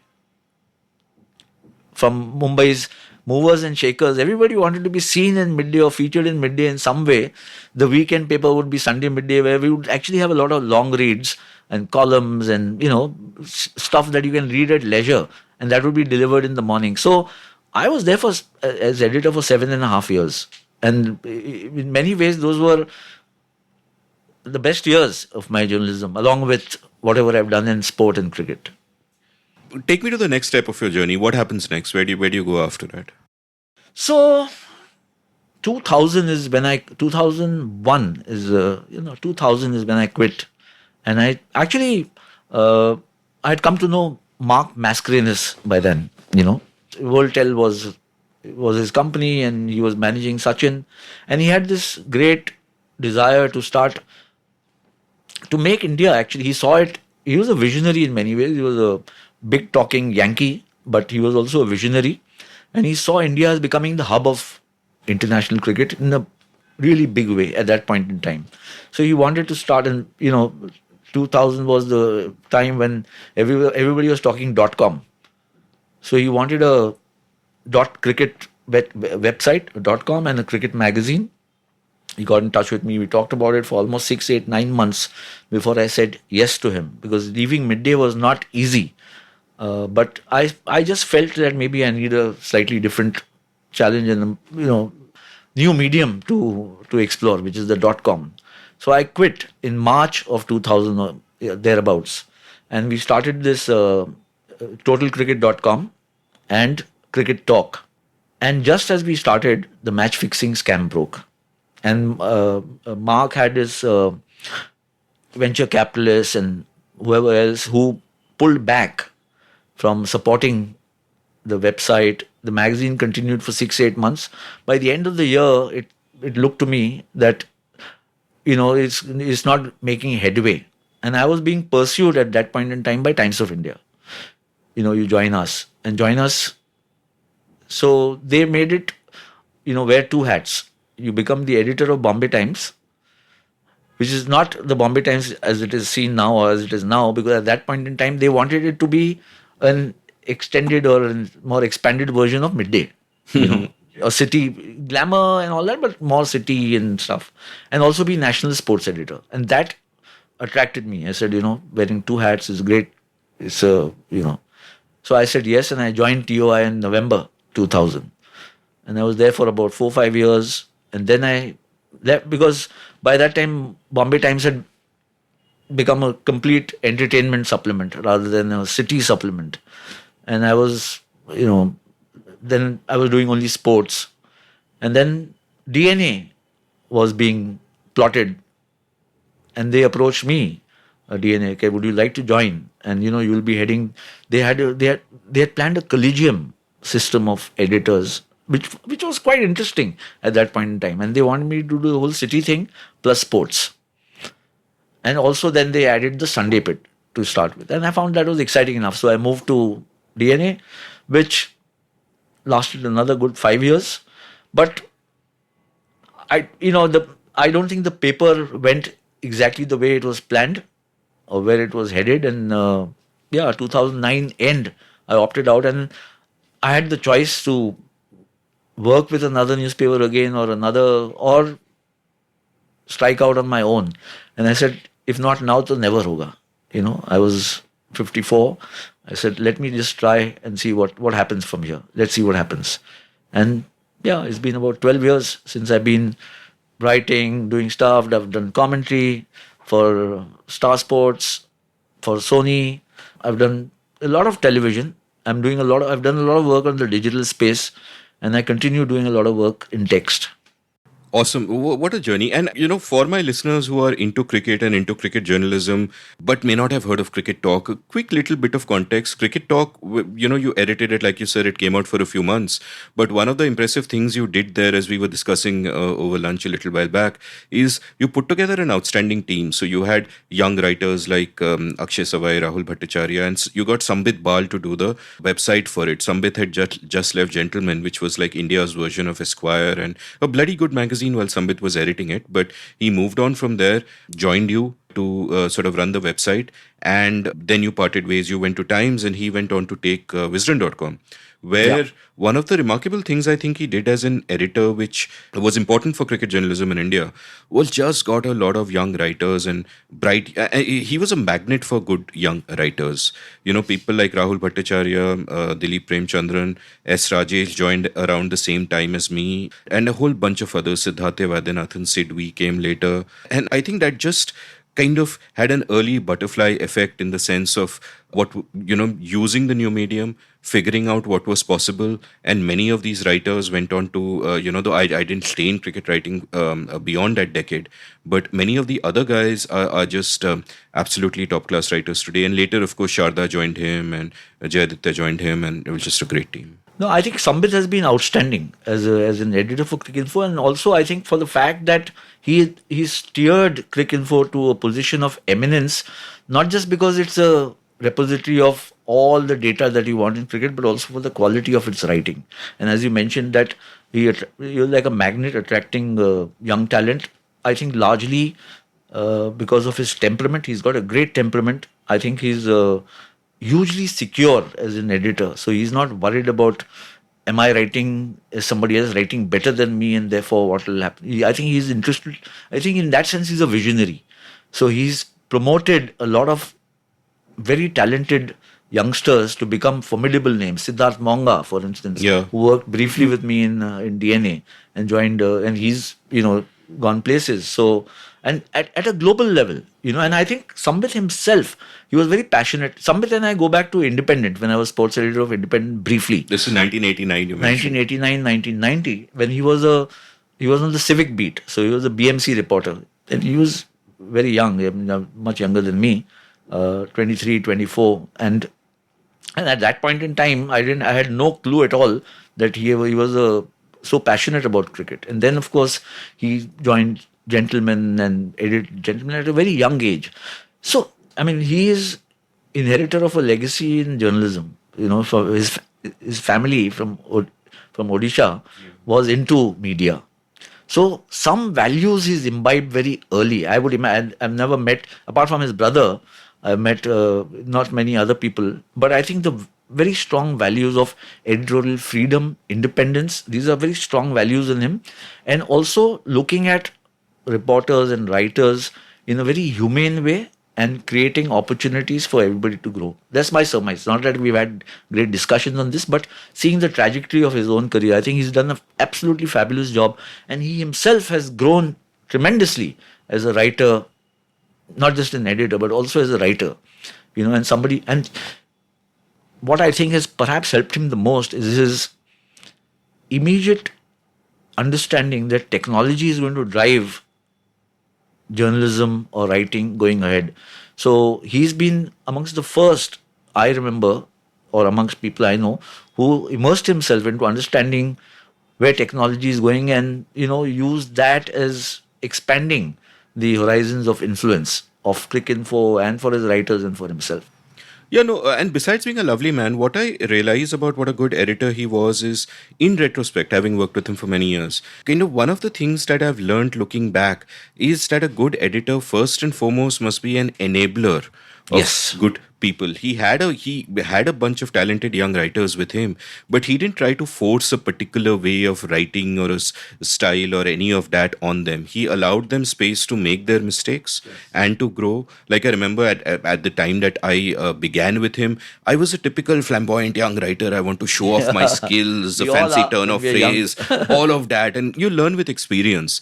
And rather than whip me into submission, he allowed me to play some of my shots to smoothen that out. And in that sense, a very nurturing editor in a way that perhaps kind of goes unseen. But to kind of get back to your sort of story, the last 12 years you've been on your own. Now, one of the things I realized after I did my last sort of full-time job, which was at Cricinfo. After that, I was a consulting editor with them for a couple of years, but I was kind of out of there by 2009.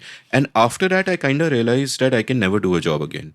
Because once you have the freedom of working for yourself, which is such a great privilege if you can manage it, I realized कि नहीं होगा और मैं office नहीं जा सकता, register sign नहीं कर सकता, and all of that crap. What are the pros and cons for you? What was sort of the solo life for you, as it were? So initially, I must confess that it was a little difficult. While I made that choice consciously, I felt the pangs. I was missing newsroom because I just spent a long time in newsrooms, about 30 years. So it became initially a little difficult. Then I found that I had more elbow room. I had more, I was more convenienced by my time being my own. Of course, you have to manage the time well. And you have to get enough assignments that can sometimes become a bit of a problem.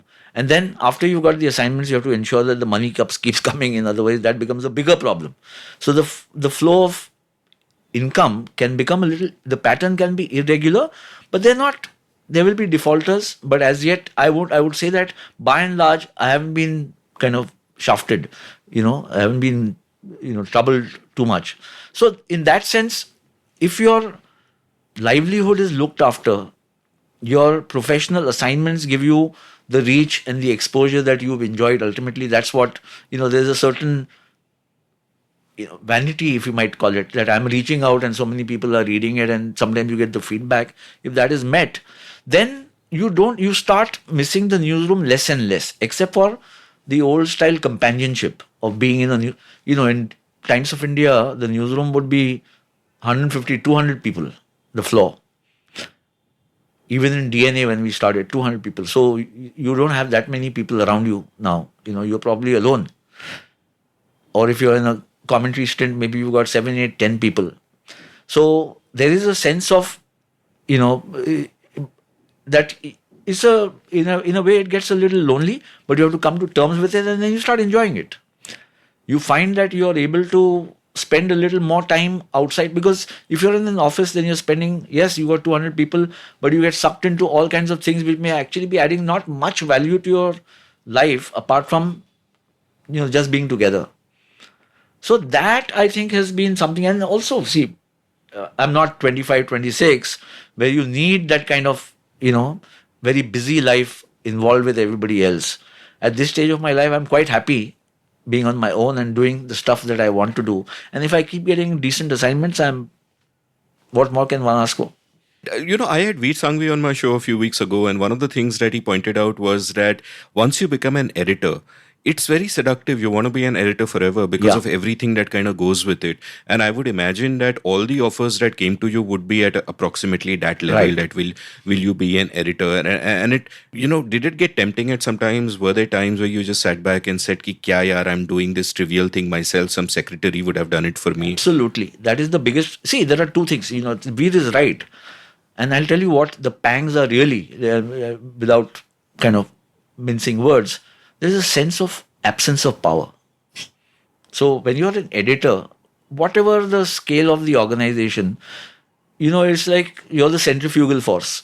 Everything flows in and out from the editor's cabin. The power, at least, of how the newsroom runs. There'll be various people working towards it, but so that absence of power can take, you can feel it.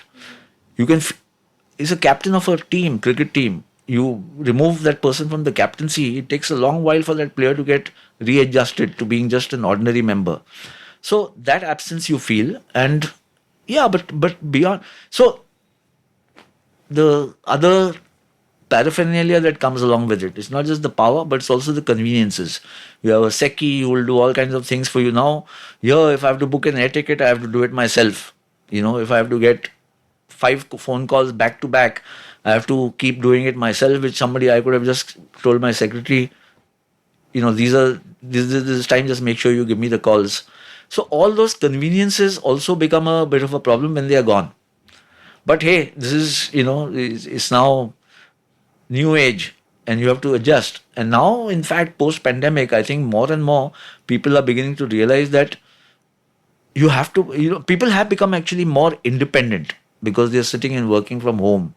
And therefore, they have to extend that sense now rather than clamoring or craving for, ultimately, all sense of power at the end of it is delusionary.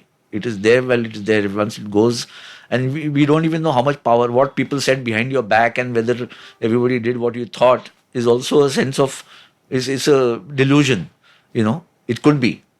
So I think you have to reconcile. Reconciliation in life is one of the great things. You have to reconcile to so many things. So you have to reconcile to also the fact that there is a time where, you climb up and you reach a certain level, and there will be a time when you don't have that. And it doesn't mean that what you've lost is something that will debilitate you to an extent where you lose your identity completely. A couple of other thoughts strike me. One is that at the level of, being an editor, you've got managerial responsibility. You are sort of multitasking, you're juggling various balls. And, Cal Newport wrote this book called Deep Work, where he talks about deep work and shallow work. And deep work is typically when you really need to get into the zone and you need to write. And every time you're distracted, it takes you 15 minutes or 20 minutes to get back into a state of deep work. So if we open ourselves up to distractions like from our smartphone or whatever, we can perennially be in a state of shallow work and never really get deep. Now, his point is that for a manager, that is okay because you are doing shallow work anyway. You're coordinating things, you're looking at timelines, you're talking to one department head. What are the stories for today? What do we run with? Blah, blah, blah. That's perfectly fine. But when you're working for yourself, ideally, the balance shifts a little bit. You want to do more writing, you want to do more reading, you want to focus more on that. So, one, how was that shift for you? And two, how would you then give your day structure? Like what I have found hardest working for myself is just meeting internal deadlines. Like if somebody else gives me a deadline, I can meet it. I will panic.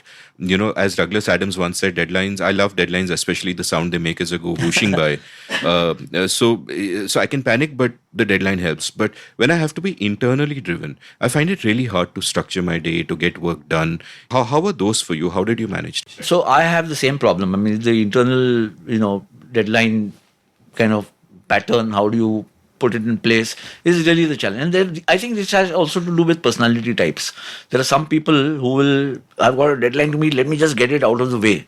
And it's out of the way, While I'll mull over things and I'll, abhi shuru karte hain, ye hai, wo hai. At the end of the day, one is conscious of deadlines. And in newspapers, you'll find that most, and you've been a writer all your life also. So the deadline is when it's almost, on the precipice. Now I have to deliver. So you might mull over as much as you want, but if you're a professional journalist, there is a deadline you have to meet and give it. So I think that you internalize it and you, if it is somebody who's giving you a 4-hour deadline saying I want this piece because I have to put it out by 2 o'clock in the afternoon, you have to finish it by 12 and you're told at 8 in the morning, you will strive and put it together and do it. But if somebody says, I want 2,000 words and, give it to me in 3 days, I doubt that somebody will do it on, I can't do it on the first day. Unlikely on the second day also. I may make a few notes and keep it, or I might mull over it in the mind, and inevitably it will be done on the third day. So managing those internal deadlines is an issue, especially when you are also doing sundry other things because you're alone. So in my case, and I'm sure it's true of many people who are writers now still, is that you're juggling with 2 or 3 assignments. And therefore you're working out in your mind all the time, which is priority, deadline, which is I can hedge a little bit, and how do I meet all 3? And that, that is something that you have to crack, So, and even amongst editors. So I think what you're talking about, the editors, that category of editors are those who are writers, who've been managers also, but who are also writers. There are also lots of production editors today in newspapers, who don't write. Their job still remains managerial. Suppose they might become a consulting editor somewhere, but it's not about writing. So I think it's a different yardstick which would apply for them rather than for people like us who are still writers. Fair point. Now I think we come to the part of the show where we should talk about the journey of Indian cricket, which is what your book is about, Yes. and much of which you have witnessed in your storied career. So let's go back to your 1983 experience, because that is a truly seminal moment. That's when the world begins to change forever, basically, not to be too hyperbolic about it. So tell me a bit about that, because what I find interesting there is that there is this world event and there are 6 Indian journalists there, and you are one of those 6 Indian journalists. And because you are on a budget, you are also, taking great care. So you missed the first India-West Indies match because you have to travel for it. I missed the first for 2 reasons. One is that I was, short on money. I mean, I didn't have money to splurge or even spend, not extravagantly, but more than is necessary. But I also missed it because I thought India is going to get licked by West Indies in the first match. So Old Trafford jana hai, train fare, night I have to stay there for the match, and hotel. I was in the YMCA in London, and I said, let me go to the Oval where England and New Zealand were playing. And looks like an interesting match, and because New Zealand had 2 earlier World Cups had finished in the semi-finals. And they had a young player called Martin Crowe, who I had come to like, just reading about his exploits as a junior when he had started out playing in English county. So I said, let me go and watch Martin Crowe and England versus New Zealand rather than go to, predictable result. So there I went. But while this match was on, the Oval match, New Zealand-England, we got information coming in, radio and other, that India was really putting up a stiff fight against West Indies. That match spilled over into the next day because of rain. And India won the next morning. But of course, by then it was too late to go to Old Trafford. But the only thing which I realized as a professional thing, not because of the World Cup, is that you can't fudge on your professional assignment. You're there to do a certain job. It's like taking your eyes off the ball. You'll find your stumps going for a walk. So I should have been, was my biggest, I should have been with India instead of being self-indulgent and going to watch New Zealand versus England. But that was the start of a terrific campaign. So I missed the first match, and then I didn't miss a ball of every match that India played after that. So after that, you saw a match which I can only envy that you actually watched it, which is of course that famous Tunbridge Wells match where BBC went on strike for 1 day. And that was the day that one of the greatest innings of all time was played when Kapil Dev made 175. Tell me a bit about what that whole experience was like, going to the game, watching that innings. So the first thing about that I must tell you is that I reached a little late. Again trying to save money. So I was staying in a place in Surbiton in Surrey with a friend of somebody who I knew from Bombay. He was an engineer, and but I could save on room rent. And then I took an off-peak ticket to Tunbridge Wells because that would be half the fare. So I reached maybe about 20 minutes, 25 minutes after start of play, running up to the ground. As I entered the ground, the Indian dressing room was right on the right, and it had a little porch. And I saw Gundappa Vishwanath standing there. He was not in the team, obviously, but he was there. And I said hi to him, and I sidled up. I mean, in those days, nobody stopped you, so I sidled up to him. And I said, how's it going? So he says, no, nothing to worry about. So I said, what is he talking about, nothing to worry about? And my eye went to the scoreboard, and it was like 4 wickets had gone, 11 or 12 for 4. I said, what the hell is happening? Then I stood there with him for the next maybe 7, 8 overs. It became 17 for 5. Kapil Dev was already in the middle. India's top order had been knocked off. It was a devilish pitch, the ball seaming around a lot. And I stood there for about half an hour, till I found that things were settling a bit, and Kapil started playing his strokes. And then I went to the press box was a Shamiana, and the crowd, it was a packed ground, maybe 5,000-6,000 people, most of them old age pensioners, small county, and a picnic, like a picnic for them. And, just it became so dramatic once he started going that he was peppering the ground with boundaries and sixes, and suddenly he was 175 not out. India had made 262, something like that, and went on to win the match. And it became the feeling that something extraordinary has happened was immediately felt. Now, obviously, one was winning the match from a near impossible situation. But suddenly one felt, or at least this is the impression I still carry in my mind, is, some transformation has taken place. This is not the same team. The team had been a little up and down till then. And we were on the verge of being, Gavaskar had missed out on a couple of matches. There was whether he's dropped. And the stories we were chasing is, has Gavaskar been dropped? He didn't play a couple of matches. Then he came back. So, and then there was always this thing, Gavaskar versus Kapil Dev, kya ho raha hai, pata nahi hai. Nobody thought India was in this World Cup to win it. But after that Tunbridge Wells match, things transformed. And 6 of us also, the journalists who were there, we got a little more excited about finding out what else, what next. And then we went to Chelmsford, beat Australia, then Old Trafford, where we beat England. That to me was a terrific match. It was a fantastic match to watch and experience because England were favourites to be in the final along with West Indies. And, all kinds of desis who were there based in England. There's a lot of not just banter, but also a lot of, tutu meme going on between the people. Kapil Dev eats Botham for breakfast was the placard, very famous placard. Kapil Dev eats Botham for breakfast. And then India beat England in that match. And then was the final. And again, as the story of my World Cup, I woke up a little late in Surbiton, which was like an hour or so away. And I said, shit, it's the final of the match. And I counted my money. I said, I'm taking a cab and going. And that was a big mistake I made.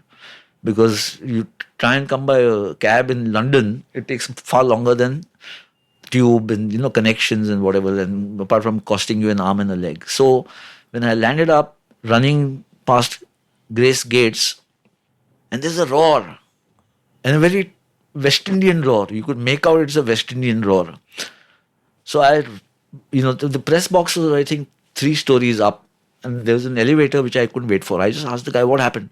So Gavaskar is out, So I'm running up and Richie Benoit is coming down. I think he was moving between some assignment radio to television or whatever. I had met him earlier at one of the grounds. And he was, of course, Richie Benoit. And he says, I'm still offering you odds, 60 to 1. 60 to 1 on India winning. 66 to 1. At the start of the tournament, he said, I'm still offering you that. Please tell me you put some money on it. I didn't put any money. I said, 10 pound jayega. Why lose 10 pounds? I've already paid 40 some quid for taxi and I'm bust. So I went up and sat in the press box. And of course, we all know what happened in that match. The press box in those days was at long leg at one side, not behind the bowler's arm. So we had a complete view of the ground, but not the vertical view, so to speak. Yeah. But the match as it transpired, it just, I don't think that till the last wicket fell, the West Indian supporters were convinced that they were going to lose. You can see that now when you look at the footage, there's Michael Holding who gets out and there's some supporters who run to the ground. One of them is like almost cajoling him, you come back. How could you lose this match? Lose to India. And then there was the Shamiana for Prudential where I went and Kapil Dev, of course, I think the first time I saw Kapil a little tipsy. He must have had a champagne, maybe a couple of glasses of champagne before I reached there. But very few West Indian players, they were pissed off as hell. I saw Clive Lloyd and Desmond Haynes, 2 guys I can remember. Maybe Michael Holding, 3 of them, but not the others. Certainly not Viv Richards. I didn't see him because his wicket was the turning point. But it was the greatest experience of my life as a sports writer and a cricket writer, seeing India win the World Cup. At that point in time, I was 27 and I said, boss, this high I will never get if I do law or whatever else, so forget about law. Let's get into journalism. So I came back and I met my boss, who was Sharad Kotnis, who was the editor of Sports Week magazine. And I had told him I'm going to quit after this World Cup. So he said, and he was, Abhi kya hai? What is your thought now? I said, I'm going to work as a journalist, but I need more money. I can't survive on the money you're paying me, $800 or whatever it was then, 1983. So he gave me a raise immediately, which kind of convinced me that I made my right decision, because, 1,200, $1,300 in those days meant a lot. I was not even sure if I would make that much in law practice, maybe subsequently. But at that point in time, at least it paid for my bike's petrol and looked after me and my wife and my very young son reasonably well. So I said, fine. It kind of strikes me like I keep talking in different contexts about the importance of probabilistic thinking, and I feel that enough people don't do it when they look at cricket. And the thing is, we now look back at 83, and with the benefit of hindsight, everything that has already happened seemed inevitable. So now it seems like 1983 was destiny. India was destined to win it. The way I look at it is different. The way I look at it is that Richie Benaud's odds to you of 60-1 might even have been the correct ones. Who knows? Absolutely, But yeah. it turned out to be the 1 in 61 times that India actually wins. So extremely sort of lucky in that sense. Like once when I was writing a column on poker for Economic Times, one of my pieces had the headline, "Unlikely is inevitable." The law of truly large numbers says that if you have enough number of iterations, unlikely things are likely to happen. It's just the way it is. And the way I kind of ask people to visualize probability is that you flip a coin and imagine that immediately the world splits into two parallel universes, and in one of them is heads and the other one is tails, and so on infinitely down the line. And in that one parallel universe we win. But in many more parallel universes, honestly, West Indies wins. Yes. In some, England wins. I don't think Zimbabwe wins in any, but otherwise you have it kind of spread out on who wins. Now, that leads me to thinking is that moment is incredibly seminal because of what follows. Like, number one, Dalmia Bindra and NKP Salve are pissed off that they didn't get enough tickets. They were treated badly, and they're like, what the hell? We won the World Cup. Right. Agla wala India mein hoga. And therefore that shifts. And the next World Cup is in India. And then liberalization happens. And commerce dictates the rest of what happens. And eventually, over a period of time, India becomes the center of world cricket as it is today. And all of it started with that one little thing. And had we not won that, had we not been in that parallel universe where India actually wins a damn thing, all of this may not have happened. You've kind of put it very briefly, but I can tell you, I can expand it a little. Please. I mean, India wouldn't have been the power it is in cricket today, but for the 83 victory. And let me explain why. One is obviously the impact it had on the Indian psyche, and suddenly you felt like champions, and that's a major boost in the feel-good factor for the country. Sport is soft power, as we know, and cricket is such a passion, so it happened. But also what happened was Dalmia and Salve and Bindra being denied those extra passes, and, it just kind of bruised their egos so badly. So what happened subsequently? To shift the World Cup from England to the subcontinent was not easy. They had to tie up with Pakistan Cricket Board. So NKP Salve and Air Marshal retired Noor Khan, who was the PCB chief, or BPCC as it was called then, board of BCCP. They connived. They worked out friendship with each other because it wasn't possible to hold there was not enough stadia in India for a World Cup. These were the objections raised by the lobby of England, Australia, New Zealand, even the West Indies, which used to traditionally align with that bloc. So India, Pakistan, Sri Lanka and the associate countries they had to win over. And without Pakistan's help, it wouldn't have been possible. So the governments had to be involved. So Rajiv Gandhi and Ziaul Haq had to be involved. And they had to restrict the number of overs from 60 to 50 because of the twilight situation in India. And that the objection was from the TCCB and MCC and whoever else, the World Cup organizers, Prudential, that how can you have a 60 over tournament reduced to 50 overs? So the one counter to that was double everything, the money, which Dalmia was very good at. When nothing works, money works. So everybody's monies were doubled. Whatever happened in 83, everything, the finances were doubled. So Pakistan and India collaborating to get the World Cup to the subcontinent. It is held jointly between India and Pakistan. Subsequently, also it happened in '96, but the two countries were not, it had become a little inimical to each other. So, but overs reduced, money doubled, and the World Cup comes to the subcontinent. Is, in my opinion, amongst the greatest World Cups that have been played. India didn't win, Pakistan didn't win. They were the two favorites. It didn't happen. Australia beat England in the final at Eden Gardens. 90,000 people plus turned up, which made India the mecca of cricket, in my opinion. That is a turning point. And of course, after the IPL started and everything else, it's also become the El Dorado. And it's worth stating again that in these tribal times, 90,000 people turned up to watch a match that did not involve their country. It didn't involve their country. It was amazing. It was absolutely, it was astounding. And that's what, Calcutta got its, charm as a cricketing center from there. And, the Calcutta fandom, as we go, whatever it is, the mindset of the Kolkatans now, why they are so passionate and crazy about sport. That's a story in itself. And then, of course, India has the Some could argue too passionate given 96. Too passionate. But by 87, and then, of course, we are approaching liberalization and cable TV penetration starts happening. That's where the influence subsequently of Mark Mascarenhas comes in. Broadcast rights start getting valued far more. Liberalization, opening up of the airwaves, broadcast, and therefore the valuation going up of cricket rights all happened within that 4, 5, 6 years, starting from 87. If the 87 World Cup had bombed, then things could have been different. But 87 World Cup only happened because 83. Because 83 happened. So, if you trace back the monumental growth of cricket in India, not just in terms of passion and coverage and all, but also in its finances, it all goes back to 83. I sort of remember this vague story about how in the early 90s, when BCCI wanted Doordarshan to broadcast their matches, Doordarshan said, how much money will you give us to broadcast the matches? Just imagine what a shift in mindset then subsequently kind of happened. Absolutely. You have to pay the broadcaster.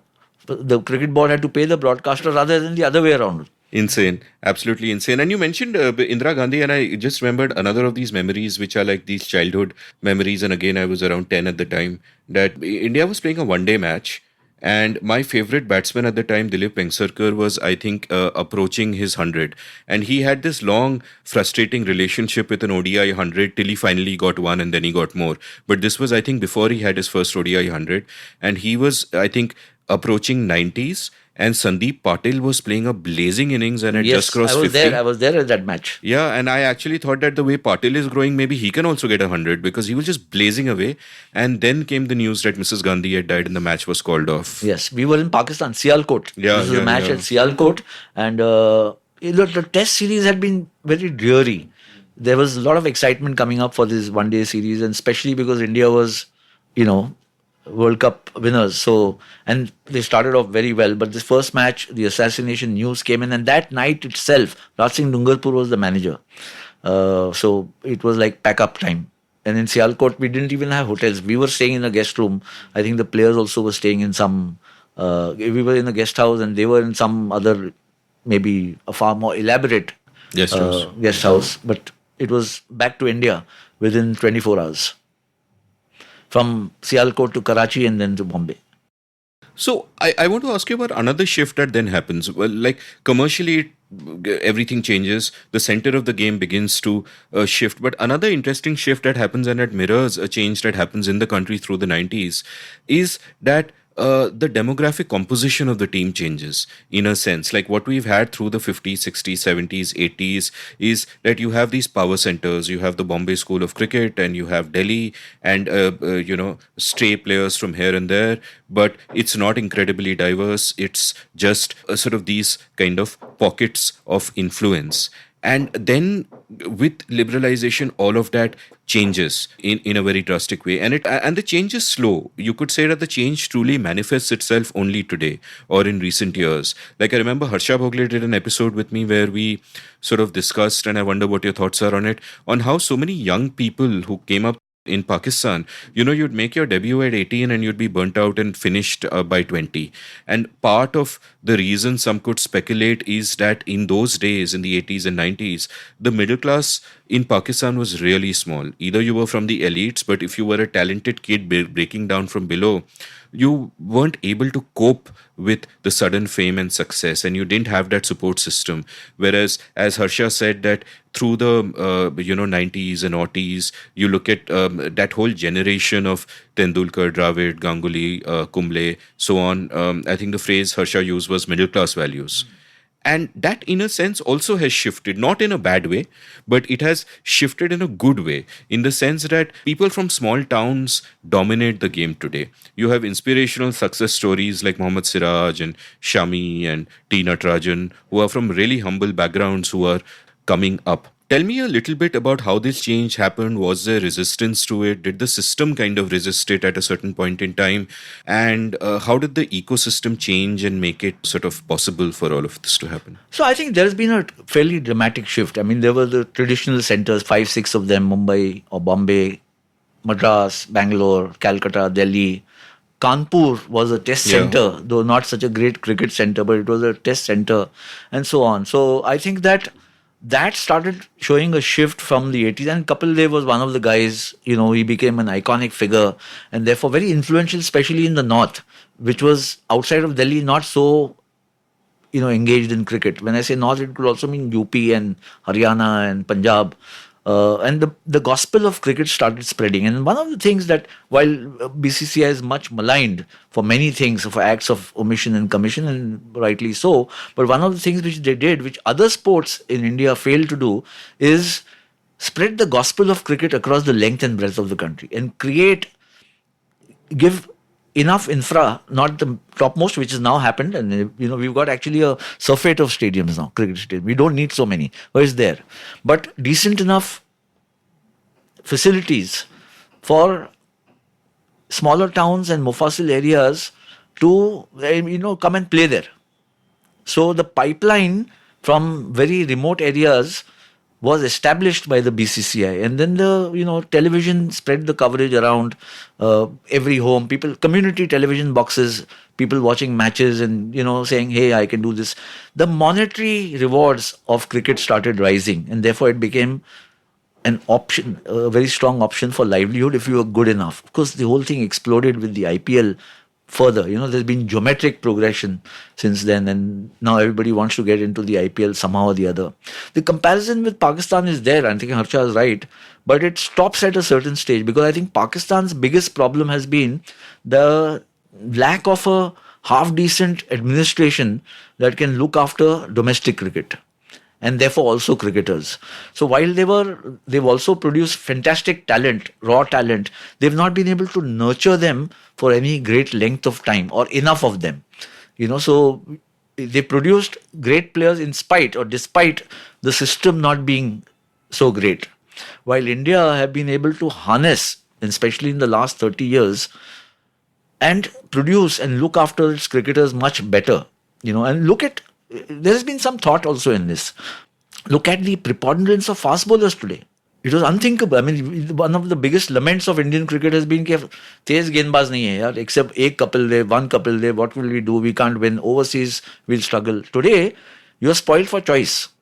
You've got so many fast bowlers. In fact, the problem today is batsmen are not making enough runs for fast bowlers to win your matches overseas. And that has happened because the pitches have been made better for, getting the fast bowlers to come and make their skills worthwhile, not just spinning tracks, underprepared pitches where you win a match in 2.5 days, and why should any fast bowler make the effort? But now, if there are pitches being prepared and there is reward for fast bowlers to put in that hard work and get into an IPL team, and each IPL team now has 16, 17 Indian players. Next year, after the auction, there's going to be 10 teams, that many more players needed. And my surmise now is that for each place that an Indian player gets into in any of the IPL teams, there are 5 other competitors he has left behind. So that there are so many more who are part of the, of the waiting to get a look in. and then there's a cascading effect, So I think that Indian cricket has become richer in the financial sense, of course, but also richer in its skills, in the opportunities it gives to the practitioners today, far better than ever before. And I think that's what is helping Indian cricket. I mean, one of the unfortunate things which has happened, as I speak, unfortunate in the sense that we couldn't win the World Test Championship, which one thought that they would, given all the skills, the players they had at their disposal. Of course, give credit to New Zealand for winning that, but that hurt, in terms of, because winning that, you've been number one team for 3.5 years, Test team, but in the final you lose out. I think that was finally determined by really one game. Yeah. No, I'm just saying. So it's a sense of loss in terms of having a cup in your. Again, if you look at the number of matches that India has won, is far greater than all the other teams. You mentioned kind of fast bowlers, and I'm reminded of an interesting incident that happened where the night before a test match began, there were two debutant fast bowlers in that test, and they were both Muslims. And I was chatting at a party along with a couple of other journalists with the then chairman of selectors. I won't name him now, a great cricketer in his own right before. He's an old man now. I don't want to get him into controversy. But he was kind of tipsy. And he said that, why I picked these two kids? And we said, sir, why? And he said, because if you think about fast bowling, they eat meat. Ek to meat and two Muslim. He said, you look at the Pathans. Why does Pakistan have so many good fast bowlers? So that whole martial theory, martial as in Martial, that whole martial race theory, which actually for a long time dictated the composition of the Pakistan army. I don't know if it still does, but the Indian army stopped the practice of, building units according to which race you're from, and that old fallacious notion that certain people can fight, other people can't fight, And that's obviously complete bunkum. That brings the importance of the IPL here, because it was a conventional notion that Indians can't do fast bowling, and yet here we are today, where some of the best fast bowlers in the world are very much from India. And I think one of my pieces in your book also is about this. And I remember even at the time, before the IPL started, I wrote a piece about how it would sort of revolutionize Indian cricket, because there were so many naysayers, that commercialization and tamasha and all of that. And it has exceeded even my expectations in this sense, that before that, cricket was a monopsony. You had one buyer for your services, that was the BCCI. Here, even if it's within an artificial environment, you've broken the monopsony. You have a number of different buyers who are competing for the best talent, who are incentivized to invest in scouting and training and all of those things. And the incentives for young cricketers no longer are that let me go abroad to college, because who knows whether I'll be the next Sachin Tendulkar. Here, so many people succeed, so many different role models, and it's completely transformed the game, even in terms of skills. Like earlier you mentioned that, Virat Kohli's fitness. And I admire that greatly. Like, if there is one thing that, that where Virat Kohli is unparalleled is in his work ethic. Like, yes. I remember seeing him when he was 19 years old, and I thought, this kid doesn't have it. He's, predominantly offside game and square of the wicket and all of that, and it just didn't seem to have it.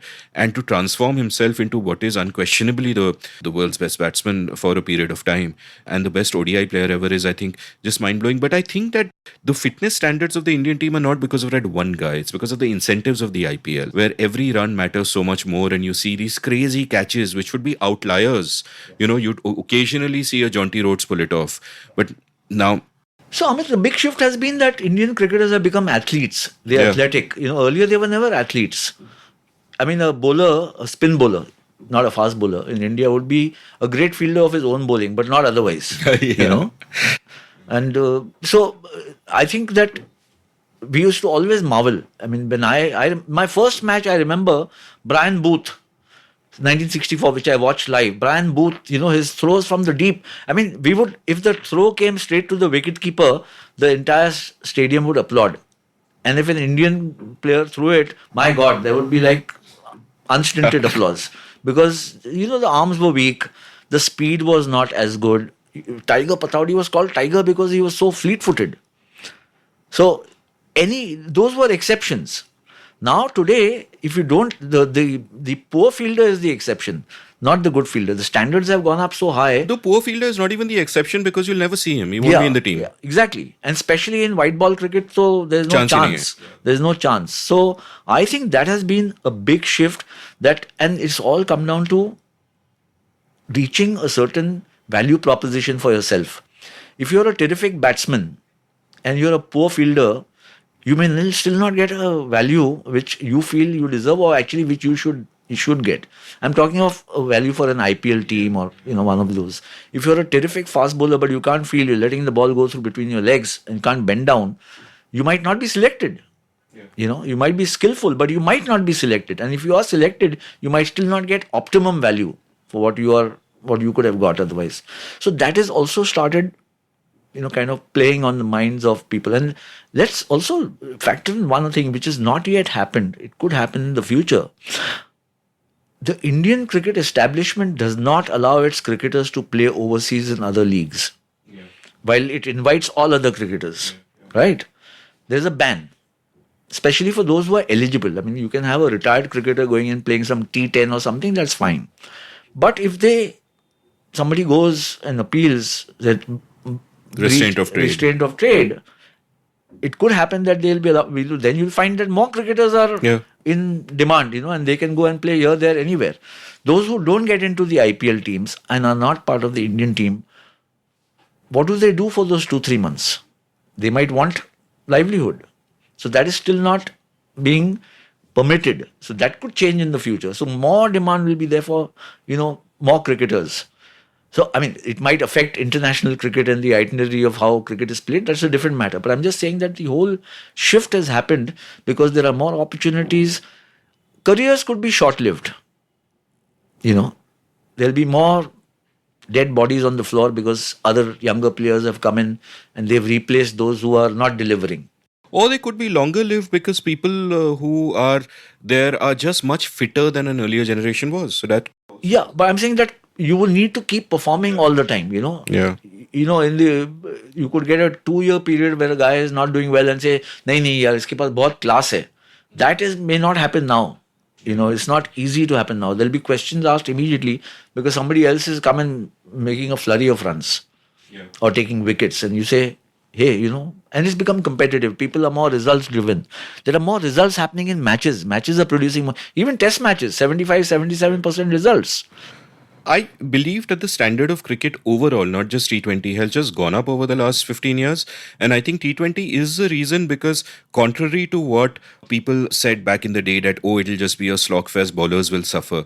I think batsmen have had to lift their skills because, less balls to play with and therefore you can't waste any balls. So your attacking skills have gone through the roof. And bowlers, their skills have gone through the roof because bowlers still decide matches no matter what form of the game that you play. And it's not just India's fast bowlers, but the development of great spinners and what they bring to the table, I think, is also off the charts. And you see that in Test cricket as well. I did an episode with Gideon Hay and Prem Panikkar, and Gideon made a fascinating observation about the ODI World Cup before the last one, where he said that if you watch that ODI 2015 World Cup, where he said if you watch that World Cup, the good teams, they are batting like it's a T20 and bowling like it's a test match. Absolutely. It's a fantastic observation. He's absolutely right. So what has happened, it's compelled every cricketer now who wants to go reach anywhere or even get into the higher or upper echelons of domestic cricket. You have to be far more skillful. You have to be far more inventive.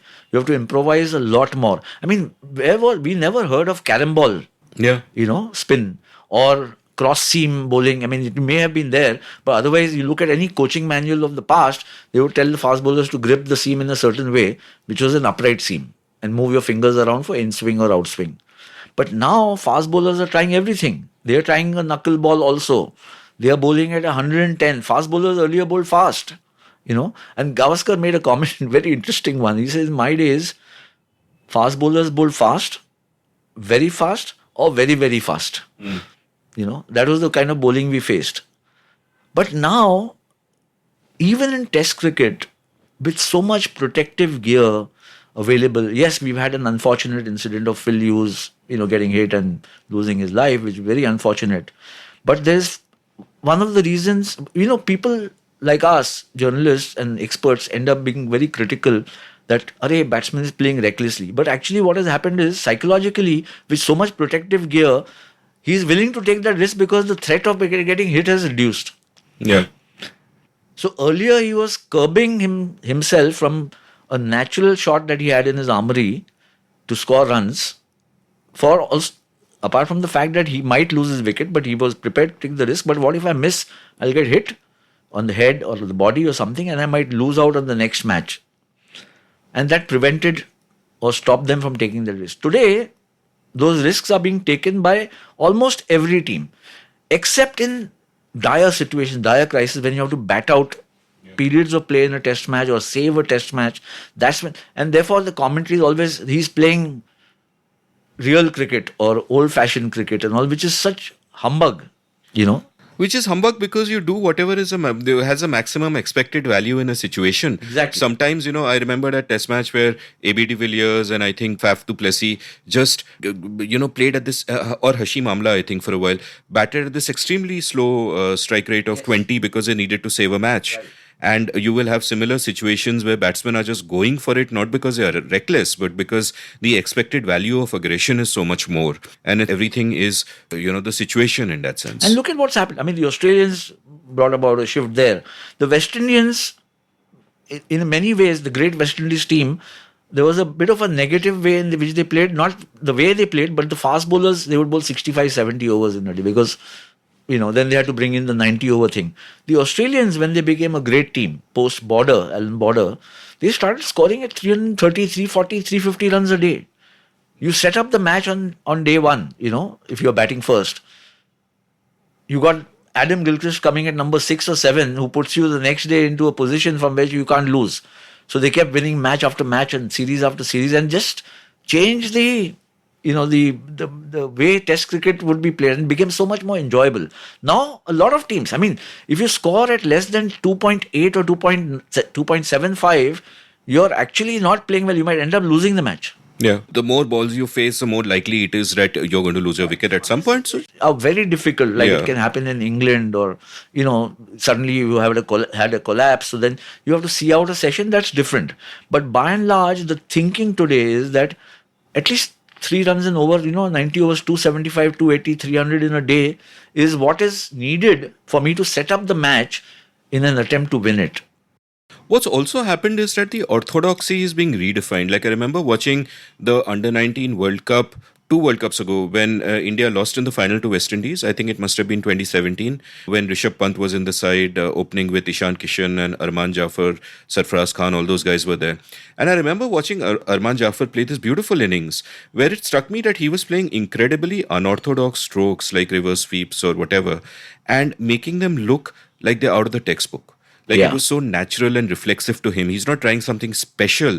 It's part of his armory baked into his reflexes because he's practiced it from when he was 12 and not, learnt it as an adult to play for a particular situation. Coaching methods have also changed. A Gavaskar, by his coach, would have been told never to hit the ball in the air.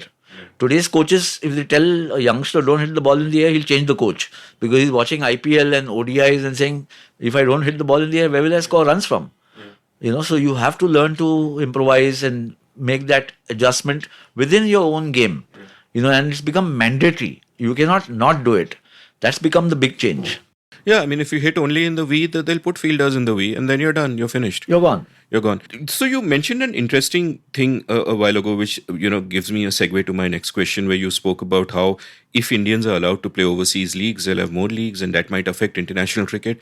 And there's a part of me which is thinking that maybe that's a good thing. And the reason I say that is that when cricket is between nations, it's bound up with a lot of tribalism. It can often seem like what Orwell called war minus a shooting.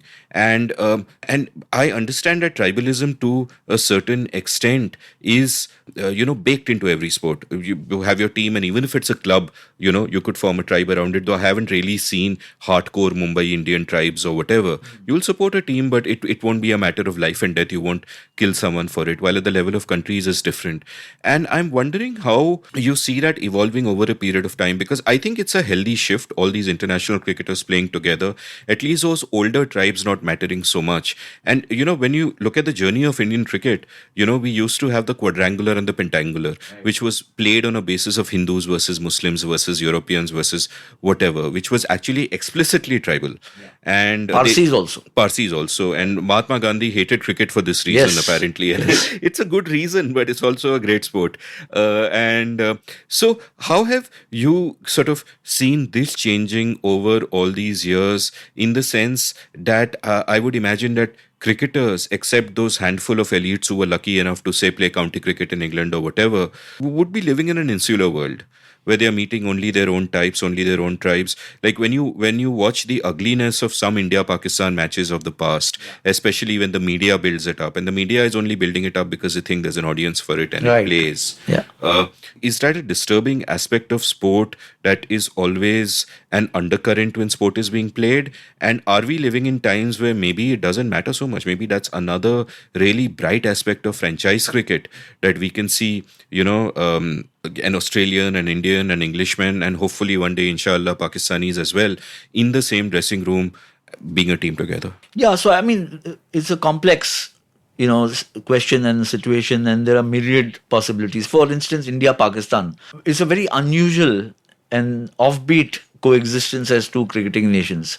So we've had a series in the 50s, or a couple of series in the 50s, one in India, one in Pakistan, then one more in India in 62, 61, 62, and then nothing for 17 years, till 78, because we've had two wars, 65 and 71 being fought. And then cricket is seen as let's bring the countries together closer. And interestingly, it's not by the Congress or whatever, it's at that point in time, the Janta government, which has Atal Bihari Vajpayee, who's the foreign minister, who initiates this. And then we have Kargil. Then we have 87, where there's eyeball-to-eyeball confrontation on the border. And then we've got Ziaul Haq coming to India and, tensions getting deflated. And the test series brings things to normal. And then it goes bad again, Kargil. And then again it's a BJP-led government, NDA government, with Vajpayee as the Prime Minister and LK Advani as the Home Minister, which allows the Indian team, where you went to Pakistan in 2004 and 5, maybe even later. I went in 2006, the one after that. Yeah, but in 2004 and 5, when great tour, yeah. It was a great tour, and, it didn't seem possible, but it happened. And then after that, we've had no, 2006, after 2006, we've had no tour of Pakistan. So it's been like hot and cold. So the tribalism in this whole, and then the role of the media and the way passions are stoked and reach boiling point is always a threat, and it's not something which is easily palatable, at least to me, or digestible, because I think, for maybe a romantic notion, but there should be a slightly more loftier reason to play sport, not one-upmanship of this kind. But so it works, and sometimes it doesn't work. I'm a proponent that sport should be allowed, between the two countries to try and reach a rapprochement or a level of interaction which is very important, especially when you're neighbors. So when bodyline happens and England and Australia almost come to war, in a sense that is more symbolic war than real war, because they're separated by, several continents. Though the rivalry has become now, part of such great tradition and legacy, that it's played very intensely, but it's never a warlike situation like there is between India and Pakistan. Whether bilateral matches themselves, bilateral cricket is losing currency, it's a bit of a yes and no. So what has happened certainly in cricket, and especially test cricket, is that frankly there are only 3 countries that play test cricket to an audience which makes it worthwhile, which is India, England and Australia. And these are the 3 countries. That's why the big 3, and there was this, conflict within the ICC, because the audiences in the other countries have changed dramatically. Pakistan has been very iffy ever since the terror attack on the Sri Lankans 2009. I don't even know if they've got a very committed audience for Test cricket. So too in the West Indies. So too in New Zealand. So ultimately, if Test cricket is surviving today, it's because of these 3 countries. And is that too many or too few to sustain the sport? The money is huge. because India is a huge country. The number of eyeballs is still phenomenal between India, Australia, and England. But the footprint of the game is not expanding where the longest format is concerned.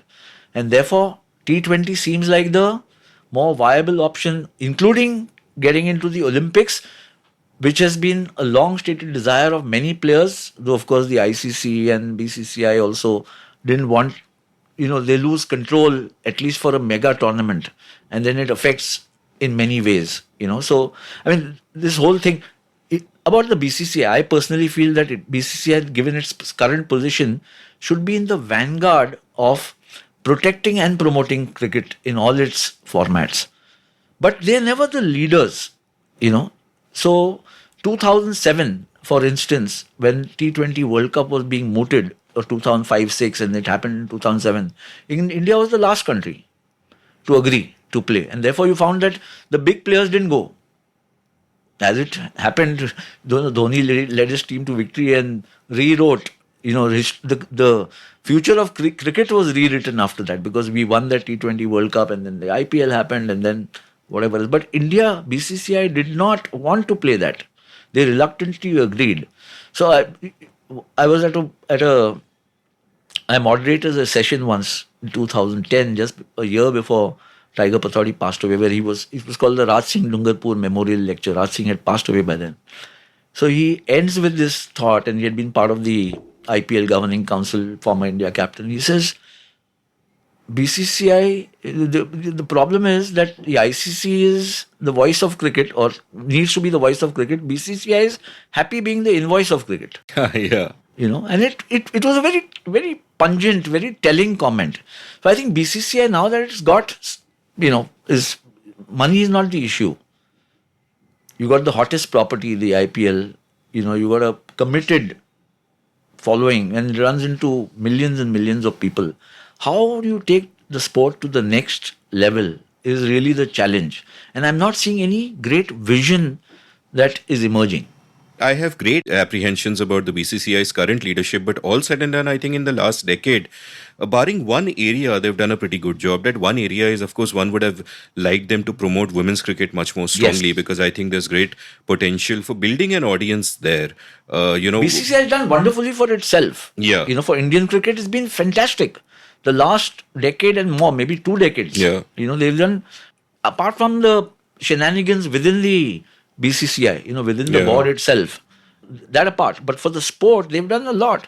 Old cricketers have been rewarded, huge amounts of money given as bonuses or ex gratia payment, for illness, ailment, money for players current, including right up to the junior level. They're getting a lot of money to support themselves. And also the pipeline, Junior, India A, that's one reason along with the IPL why it's so deep. India A tours have been fantastic, and they've got the right people. I mean, Rahul Dravid heading National Cricket Academy, India A coach, under-19 coach. You can't ask for a better deal, better situation, So I think in many ways they've done that. But I'm saying for the vision of the sport, they could do more. Right. So, we've spent a lot of time, but there's no way I'm ending this episode without talking about many of the colorful characters of Indian cricket, many of whom have chapters in your book dedicated to them, written by some really fine writers. I want to talk about one specific question, which is about how a player can sometimes in a different way seem to become almost a template. Like if we start with Vijay Merchant, for example, right? The whole Bombay school of batting is from there. That whole Kharoos attitude that kind of comes from there. And he first becomes an icon and then becomes a template. And then, you kind of wonder that sometimes does chasing an ideal become a constraint in itself, that you only bat that way? And one kind of understands why that Kharoos kind of batting comes about and leads to, Gavaskar, and then in a more refined form Tendulkar, because right up to Gavaskar, you're playing to the imperatives of the time where the team is pretty much bound to lose, where your job is not to go out there and be super aggressive, but just hang in there as long as you can and save some face and all of that. And it's also possible to then look at a number of individuals like a Merchant and a Gavaskar and say that and build a narrative which is not necessarily true. I mean, Sandeep Patil is also from Bombay and not at all in that mold. So what are your kind of thoughts on it? Like, I think some of this could be laziness on the part of cricket writers, that we look at, say, a Hyderabadi wristy batsman and talk about the lazy elegance and compare Azharuddin to Jaisimha and, that kind of thing. Is it dangerous to sort of think like that? Or did Merchant really have that kind of a incredible impact that shaped an entire sort of school of batting, as it's often called? I think it happens, there can be players who can shape a whole school, so the more wristy kind of batting skills come from the south, more because people talk about it. And imagine if you're a youngster, if you're an Azharuddin who's growing up playing Watching for school, Vichy.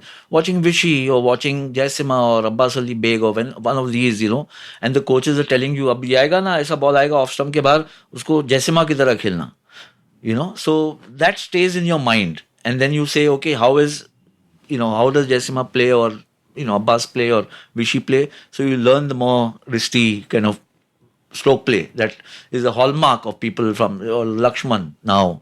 In Mumbai's case, the first original hero, iconic figure of Indian cricket is Colonel C.K. Naidu. And then Mohammad Nisar and Amar Singh. These are the fast bowlers. Not too many batsmen you talk about. Then Lala Amarnath comes and makes 100 from the north. But in 1946, when India go to England and Merchant scores more than 2,000 runs in a wet English summer, and he's hailed as somebody who's got the technique, which is what English cricket thrived on, and the mastery of English conditions was paramount where the English writers were concerned, or English cricket thought leaders. And remember, a lot of the literature that we got in our early years was from England. England has been profuse in cricket writing. Not so much Australia, certainly not the West Indies, not Pakistan, perhaps India now in the last 20, 25, 30 years. So what the English people thought became a paragon of virtue, cricketing virtue. And then he was immensely successful in Mumbai. He had the advantages of having his own personal coach because he was a well-to-do man. He was from a business family and etc., etc. But he became a role model for the way he played. I remember once I met Vijay Merchant a couple of times in his second innings, as he used to call it, when he was associated with the blind. Madhav Mantri was a great admirer of Vijay Merchant. I asked him once, I said, what did you like about Vijay Merchant? He says, everything. His judgment of length, line, how to leave the ball, how to minimize risk, and therefore, by implication, optimize opportunities if there was no risk. And he would go gaga over his late cut. He said nobody played that way, late cut like that. Now imagine Madhav Mantri is Sunil Gavaskar's uncle. Yeah. Mama's brother. And when young Gavaskar is growing up, his ears must have been filled with stories about Vijay Merchant and what batting meant by his mama. And this is what he did. This is what he did in England. This is how you should bat. This is what happens. In Mumbai, it rains so much. Kanga League, when you play, these are the pitches. You can't take these risks. You can take that. So Gavaskar is already growing into that school.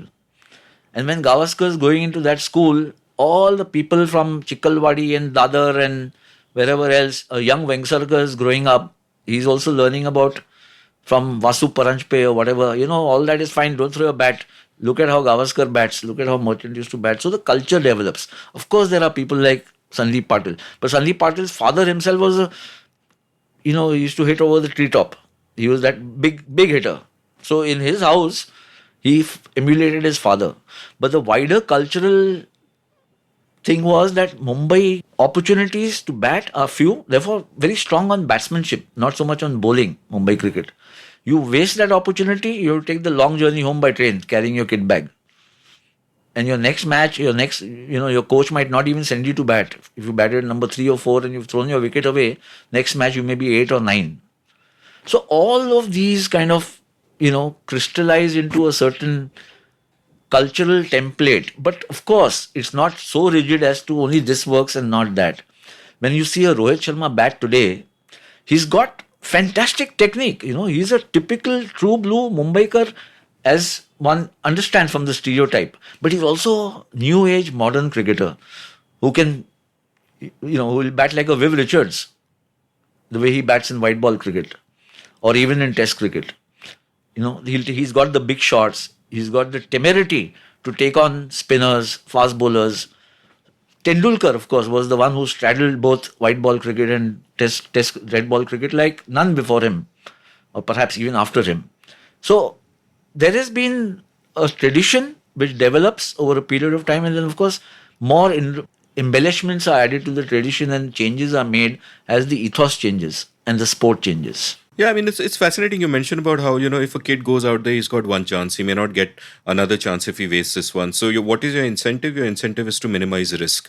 So one can, the whole school of thought can just evolve from the incentives as well as the role models that you have.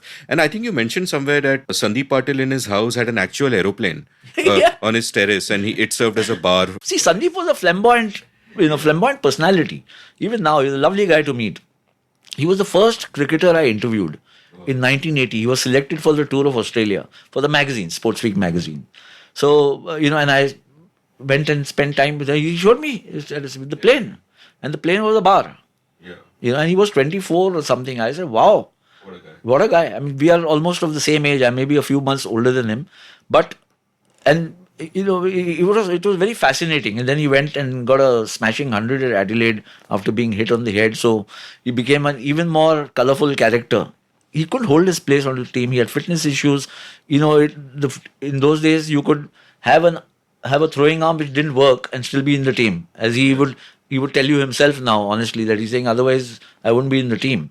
But yeah, so all kinds of people make up a team, as we know. What's interesting to me, and from an Indian point of view, is that the Indian cricket team or the dressing room is a microcosm of Indian life. Yeah. So there is a Bombay school of thought in the team. There is a South India thing, more and more North India than just Delhi. And Tiger Pataudi mentions this, and this is something which is reflected about the 60s or when he took over in Tiger's Tale. He says the biggest challenge I had was these guys were all speaking in their own different languages. And this happened for a long time, because even up to the 80s and the 90s, first of all, you had a zonal selection board. So there were these quotas and... How absurd it seems now. And then you had... I mean, the classic illustration of this, of course, is Kapil and Gavaskar, the rivalry between them. Though the interesting thing is that they also had great regard for each other. Like, in fact, Dicky Ratnagar writes in your book on the piece on Kapil that in that Melbourne test in 1981, when Kapil took 5 for 28 and we won by 59 runs, when he was asked about what motivated him. Incidentally, a match in which Gavaskar almost cost us the match by staging a walkout. Yeah, when Chetan Chauhan. Lily abused him, and he almost forced. Of course, he regrets that action now. But then Kapil Dev came and... Yeah, and Kapil said, quote, I have to do it for Sunil, stop quote. Yeah. And there's another incident where at Tunbridge Wells, during that 175, when the innings is done, Sunny meets him halfway with a glass of water. Yes. Because he doesn't want him to wait to drink his water. So there are these beautiful, touching moments. But it was a very strong, is what I remember, mutual admiration society. I got to know both of them quite well. Sunil, in fact, also became the editor of Sports Week magazine after he had quit.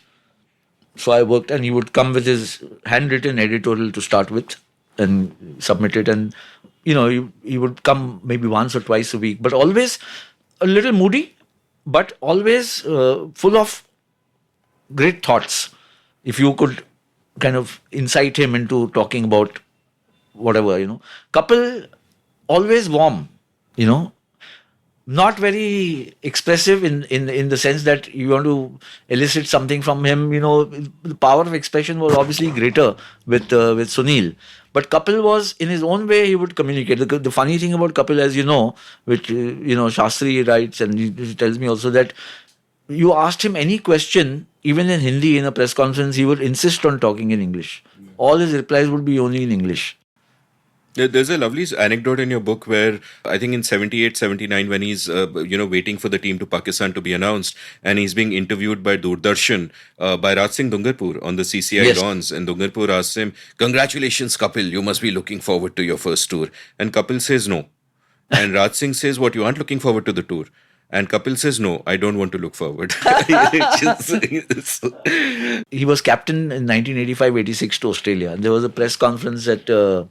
I think Ambassador Hotel on the terrace before the team's departure. So, Kapil, what do you want to, what do you think about the tour? He says, I want to come back Victorian.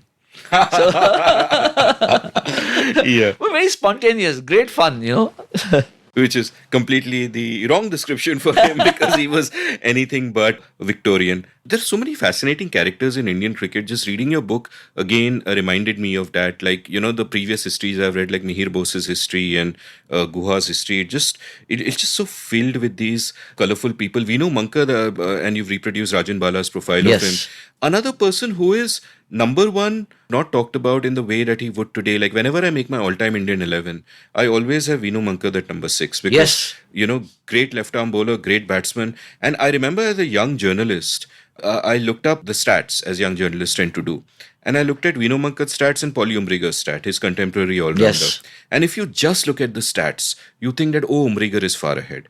But then you go a little deeper and you realize that Mankad missed the best years of his career because of the war. Yes. If you look at the context of his victories, that India's first 5 test victories had a big role played in them by Vinu Mankad.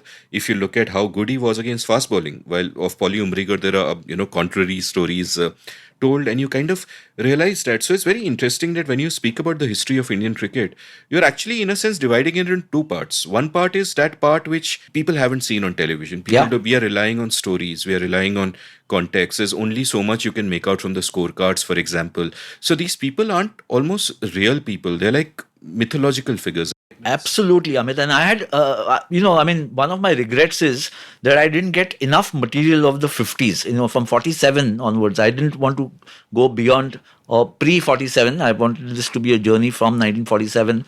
And the decade of the 50s, till Vinubhai Mankad retires, look at his achievements. He's got 100 against John Badman's team, which went on to become the Invincibles in that series. The matches were lost, but he made 100. He's taken wickets against that great Australian team. He is the architect of India's first ever test victory against England at Madras. He is the architect of India's first victory over Pakistan, which is a great emotional high, as you know. There are only 2 test matches in the history of cricket named after a player. One is Mankad's test of 1952, Lords. The other is Botham's test of Headingley of 1981. He has got a first wicket partnership with Pankaj Roy, which stood for like decades and decades, from 1955 till maybe early 2000, And the influence he had on players and team, he was captain, he was not captain, he was a bit of a rebel. He had a mind of his own. He had a sharp tongue, as one gathers. I spoke to the late Ashok Mankad, his son. Ashok used to always refer to him as Vinubhai. He wouldn't say my father or my dad and this, that. He would say Vinubhai. And he said there was nothing that Vinubhai didn't know about cricket. He knew everything. He says the greatest quality in him was he would read batsmen's mind. Now, that's a way of putting it, but he was one jump ahead. When we watch a Shane Warne or an R. Ashwin bowled today, Exactly that. is exactly that.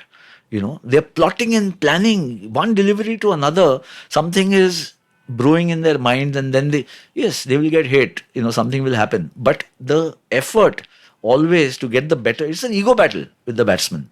And then the role is reversed when he's batting. Apart from the great Kapil Dev, and again the stats and all that, but I can't see how Vinu Mankad, who in my opinion, was an even greater personality in the from 47 period till say 60 than even Vijay Merchant, for his deeds and his achievements. How he cannot be part of an great Indian all-time 11. I'm going to end the episode later on, when we end the episode, by asking you to name your Indian all-time 11, and I'll share mine as well. But before that, let's continue talking about these great players very quickly. And I'll link them all to a question. And I have a question here about the spin quartet. And you have some excellent writing in your book about the quartet. And my question is this, that when we look at the past, we are essentially cherry-picking moments and memories. Correct. And it is likely that we will remember the highlights. Yeah. While when we look at the present, we don't cherry-pick the highlights. We know the whole thing, what's and all, right? And that brings a danger that we can sometimes romanticize the past. Yes. And we can romanticize the quartet. Like, much as they are, of course, legends, and I love reading about them and all of that, it also seems to me that, like, in my all-time Indian 11, there's no one from the quartet because, Vinu Bhai is there, so you don't need Bedi. And I'm picking Ashwin as my off-spinner, and that's just what it is. Yeah. And, if I had to have a leg spinner, I'd, pick Kumble. Yeah. So is that also a danger then of looking at the past, which also might do injustice to the people themselves? Because then if you ignore their warts, you are actually doing an injustice to them because you're looking at them almost as mythical figures and not acknowledging the real human challenges that they faced and they overcame. Like, Prasanna in those overseas tours of New Zealand and Australia and the way he bowled and all of that. Incredible achievement. But, what's your take on this? So I think, yes, there is the pitfall. I mean, you can look at them with, rose tinted glasses and say everything about them was great. Perhaps not. You got Kumble and you've got Ashwin and you've got Harbhajan who's got 400 plus wickets. There have been some stellar performers. How would they compare? I think obviously there's a romanticization of their performances. There's also, distance and nostalgia makes everything look warmer and there's a glow about it. But having said that, I think one has to look at it on harder or sharper scrutiny. You'll find that there are great virtues. For instance, Prasanna's performances in the 60s overseas, in Australia, in 67, in New Zealand, they were fantastic. He picked up so many wickets. Bishan Singh Bedi. And look at their domestic performances. Chandrasekhar winning a match on his own at the Oval in 1971 is a seminal moment, as we know. Almost unplayable on his day on Indian pitches, certainly. But look at what his handicap was, how he came. I think also when they worked and Venkat Raghavan, perhaps the most underrated, most unsung, came back at the age of 38 and also bowled. He just suffered in comparison because Prasanna was around, and I think Prasanna was favoured by Pataudi, as the perhaps he thought he was the better bowler. Don't forget, Prasanna also missed out 5 years. He made his debut in 62 and then came back again in 66, 67 because he was studying. He was becoming an engineer. Incidentally, the literacy levels of the Indian cricket team used to be very high till 20 So many years engineers, back. yeah. So many engineers. Graduates were almost everybody. Now, I think apart from Ashwin, it'll be very difficult to find another graduate. But that's also the way the game has changed, with so many people getting in at 18, 19. Nevertheless, so Bedi, Prasanna and Chandrasekhar and Venkat Raghavan, they came at a certain time when India was really struggling to win matches, and especially even look at the background. Vinu Mankad had retired, Jasu Patel had retired, Ghulam Ahmed had retired. They were very big bowlers in the 1950s. The big loss was Subhash Gupte, who should have been on the 1961-62 to West Indies. He wasn't because, he and Kripal Singh... That phone call incident with some girl, and, the selectors took umbrage at it, their hotel room, and those were the ways in which selections were done. So he quit in a huff. He went and, settled down in the West Indies. So there was a void of match-winning spinners. Yes, there was Bapu Nadkarni and Chandu Borde and Salim Durrani, who was in and out of the team. But when these guys came together and Pataudi, in a sense, masterminded, okay, let's get an all-spin attack. And, he'll open the bowling, or a Gavaskar or somebody else will come and bowl 1 or 2 overs, roll the ball along the ground. You've not seen those matches. I've been as a youngster. And they would, after every ball, the fielders would roll the ball back to the bowler to get the shine off. Yeah, you wanted the spinners you on. wanted spinners off in the 3rd or 4th over. And then there would be this roar across the stadium if Bedi got the ball or Chandra. And, when they ran into bowl, there would be this bowl, that sound would come. 30,000 people screaming. So that created a certain aura, which is magnificent. And then they charmed everybody wherever they went, because these kind of spinners were not seen in England or Australia with so much success. Of course, they also had their great spinners, Underwood and Ashley Mallet, but not so many numbers, so many of different types.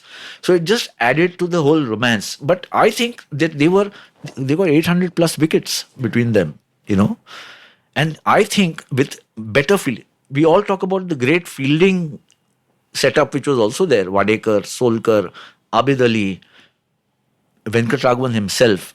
But they all came, fielding standards, when you look at their averages, you'll find that they are 29, 30, 31. If the outfielding was as good as it is today, it would have been better. Some of the lofted shots which should have been taken would have been caught. So I think that there's a lot of merit. Ultimately, you can't compare players from one generation to another. That is always the danger. So it's not to say that Harbhajan is not a good bowler or Ashwin is not a fantastic bowler, and Kumble, of course, has got his own, monumental stature or status in the game. I think that they provided that richness of talent and skill which made India synonymous with great spin. Not that there were no spinners earlier. There was Vinu Mankad, there was Jasu, there was Ghulam Ahmed, there was Subhash Gupte. 50s and 60s, 65 onwards or 66 onwards is when this quartet comes into play, and for about 10, 12 years, they hold sway. And if people give credit to Clive Lloyd for figuring out that in West Indies should play to their strengths and bowl with 4 fast bowlers, equal credit to Pataudi a few years before that for figuring out the whole quartet plan. And as you said, the incentives again, we had great close-in fielders because we had great spinners. So much greater demand for close-in fielders like Solkar and Yajuvendra Singh and all to kind of... I think Pataudi was very clever and very decisive. Some people would argue that the short leg fielding position was actually devised by him, where Solkar excelled. Because before that, you don't find short legs. You find backward short leg. Oh, fascinating. Not so much as forward short leg. So here's a question about Pataudi. That I think in some ways, if you again just look at the bare biographical details, it's easy to be unfair to Pataudi. Because what do you see? You have a great chapter in your book called Merchant Bags His Tiger by Mihir Bose, where he talks about how Vijay Merchant, as head of selectors, got Pataudi kicked off from the captaincy. And one speculation is it is because Iftikhar Ali Pataudi, Mansoor's father had, treated Merchant badly at one point in time. But regardless, he loses the captaincy. It goes to Wadekar, and Wadekar promptly wins in 71 in West Indies and England, seminal, epochal, all of that. And suddenly in your mind's eye, Wadekar is a great captain and Pataudi kaun hai? But actually Pataudi was not just a brilliant captain, brilliant batsman, brilliant thinker of the game. I know you admire him a lot. So tell me a little bit about him. Pataudi I admired from the time I got to know about cricket. Your favorites keep changing. My first favorites were Rohan Kanai, Garth McKenzie, Graham McKenzie, and then suddenly became very quickly, swiftly, Jaisima and Pataudi. And I had this great desire to meet him. He used to be living in Bombay in those days, maybe early 70s. He used to be always at the Bombay gym, playing snooker or playing sport. He was a multi-talented sports person. And I knew somebody who was working there, some distant relative of mine. I said, I must somehow have to meet Pataudi. He says he comes every afternoon for a tipple, for a drink or a beer, glass of beer, and then he has lunch and go. I said, you have to get me in. He said, but you're not allowed. Under 18, you're not allowed. I was not 18. So I said, listen, what I'll do is I'll make a false sideburn. And I had my mustache had sprouted. I said, I'll darken it. You have to smuggle me in. I'll look 18 plus. So he smuggled me in at the Bombay gym. And I had a scrap of paper with a little pen. And I went up to him. He was sitting with his peak, this cap he used to wear at a slant. And he was smoking a cigarette and not looking at me. And I said, sir, autograph. And he looked at me and he signed that piece of paper and went back to whatever he was doing. And I didn't have to wait long because I was worried I'll get caught. So I grabbed that and I ran away. When I met him much later as a professional and I talked to him about this, he had no memory of it at all. Obviously. But I asked him, I said, those were, I think, the days when he had lost his captaincy. So I asked him, I said, what were you doing? He says, no, I was trying to get into politics. He had misadventures of getting into politics and this, that, and this. He said, but I always wanted to play. I didn't want to tour. So I didn't go to England in 74. I didn't go to the West Indies. I think he was obviously miffed that his captaincy was taken away. But he came back and captained India in that fantastic series against West Indies, which we lost 3-2. But it just breathed life into it with his captaincy and the bowling of this quartet. And I kept, asking him that what was it about you and Merchant that somehow didn't work out? Why did he... He's saying some things are best forgotten. I moved on. That's it. So Tiger Pataudi was very enigmatic. I met him many times in Delhi. been to his house. At one point in time, I was planning to do a book along with him and Rahul Dravid and Raj Singh Dungarpur on the history of Indian cricket, in each one of them doing different eras. And he was very excited. It didn't happen. And, as I mentioned, the meeting I had was that Raj Singh Dungarpur, he had this great sense of humor, where he said ICC is like the voice of cricket and BCCI is the invoice of cricket. He had these smart one-liners, very sharp in his observation, very great, droll sense of humor, not very elaborate. You would sometimes think that एक sentence mein he's not saying anything, but it carried a lot of weight. So he was that kind of a personality. And when you look at it from a player's point of view, imagine a guy playing with one eye. It's insane. Colin Milburn had a car accident and lost an eye. He was an England batsman. He came back and he couldn't last one test match, and he gave up. So for him to play with one eye, I mean, there have been people, Azim Hafiz used to be a Pakistani bowler with two fingers less in one hand and he bowled. But sight is the problem. B.S. Chandrasekhar, polio affected hand, But sight is everything in sport. For a batsman. Yeah. For a batsman.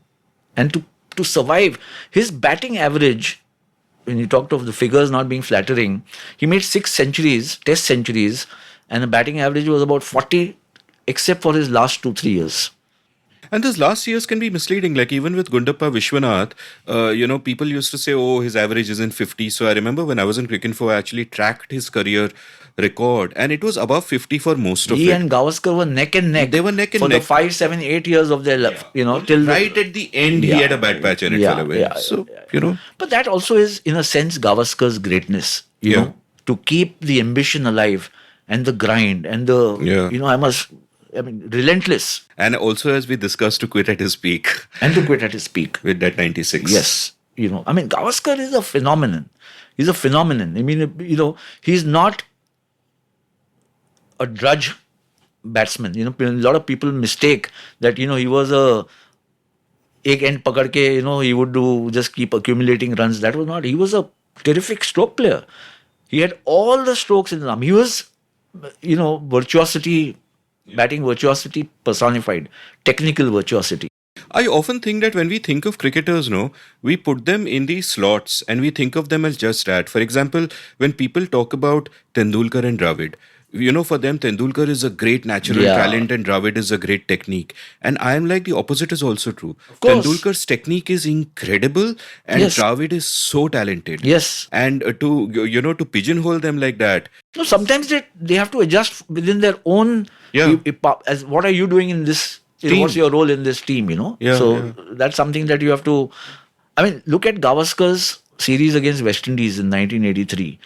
There are shades of everything in that series. That 29th 100 where he attacked the West 121 Indies. Against West India, Delhi. Yeah. Then he makes 236, which is completely different. Completely different. And 0 for 2. He walks out to bat at number 4. He's not opening the innings. And even there, apparently it was politics because I think Kirmani was not out on 60-something and he hoped to get his 100 and people thought Gavaskar can go on to a 100. But if I remember correctly, Kapil, who was captain, declared because there was some point system for man of the series and he was ahead and I think he didn't want some Marshall or somebody in the West Indies team to go ahead of him.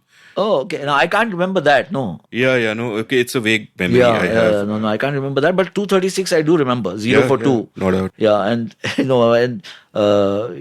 used to. He had a room in Connemara. Though he was not captain, he had a room to himself. And I went to meet him because he was also writing for Midday. Oh, right. So in those days, the two guys sitting in his room were Gundappa Vishwanath, his brother-in-law, and Dom Mores, who was writing his biography. Now, if you met both of them, you could, you can imagine the conversation between Dom Mores, who used to speak through clenched teeth in, very accented, heavily accented English, and Gundappa Vishwanath in his Karnataka, accent, and both of them, talking to each other. I sat there for half an hour. I couldn't make head or tail of what each was saying to the other, but they got along like a house on fire. So, and Gavaskar said, let them be. He went off to sleep because he was batting the next day. Is it possible for a young journalist today to have the same kind of career you've had? Because today you will simply not get access to these people. That's the problem. That's a big problem because the access has now become formalized to the extent that every match you'll have a player come and address the the Yeah. media. That's it. The rest of the access is not easy. And more so now in today's world where all these players, they are superstars, have their own social media accounts which give them millions of people as followers, and they really, I'm talking to my followers here. I Yeah, can why say do I need why you? do I need you? Unless there's some major explanation that has to be given, some controversy or something. It's very difficult to get access to players, and that I think is a challenge. It's a growing challenge for people in the media and journalism. Yeah, no, and as far as social media is concerned, like one person I'm really impressed by is Ashwin, the kind of things he does on YouTube and as a creator. He's a fascinating character. But apart from the way he has grown as a cricketer and become that wicket-taking bowler, which at one point in time it seemed like he might be, career might finish prematurely, and then he's just become stronger and stronger in his bowling, batting, little cussed about what he wants to do, is a little prickly as a personality, which is also extremely, fascinating. He has a mind of his own, and I think he's also realized that, he can handle a different portfolio using his cricketing clout or his persona and his expertise to be in the media, be upfront and facing audience and fellow players, and I think he's absolutely fantastic. No, simply tremendous, because combination of talent, attitude, intelligence, all of these things, which is so rare.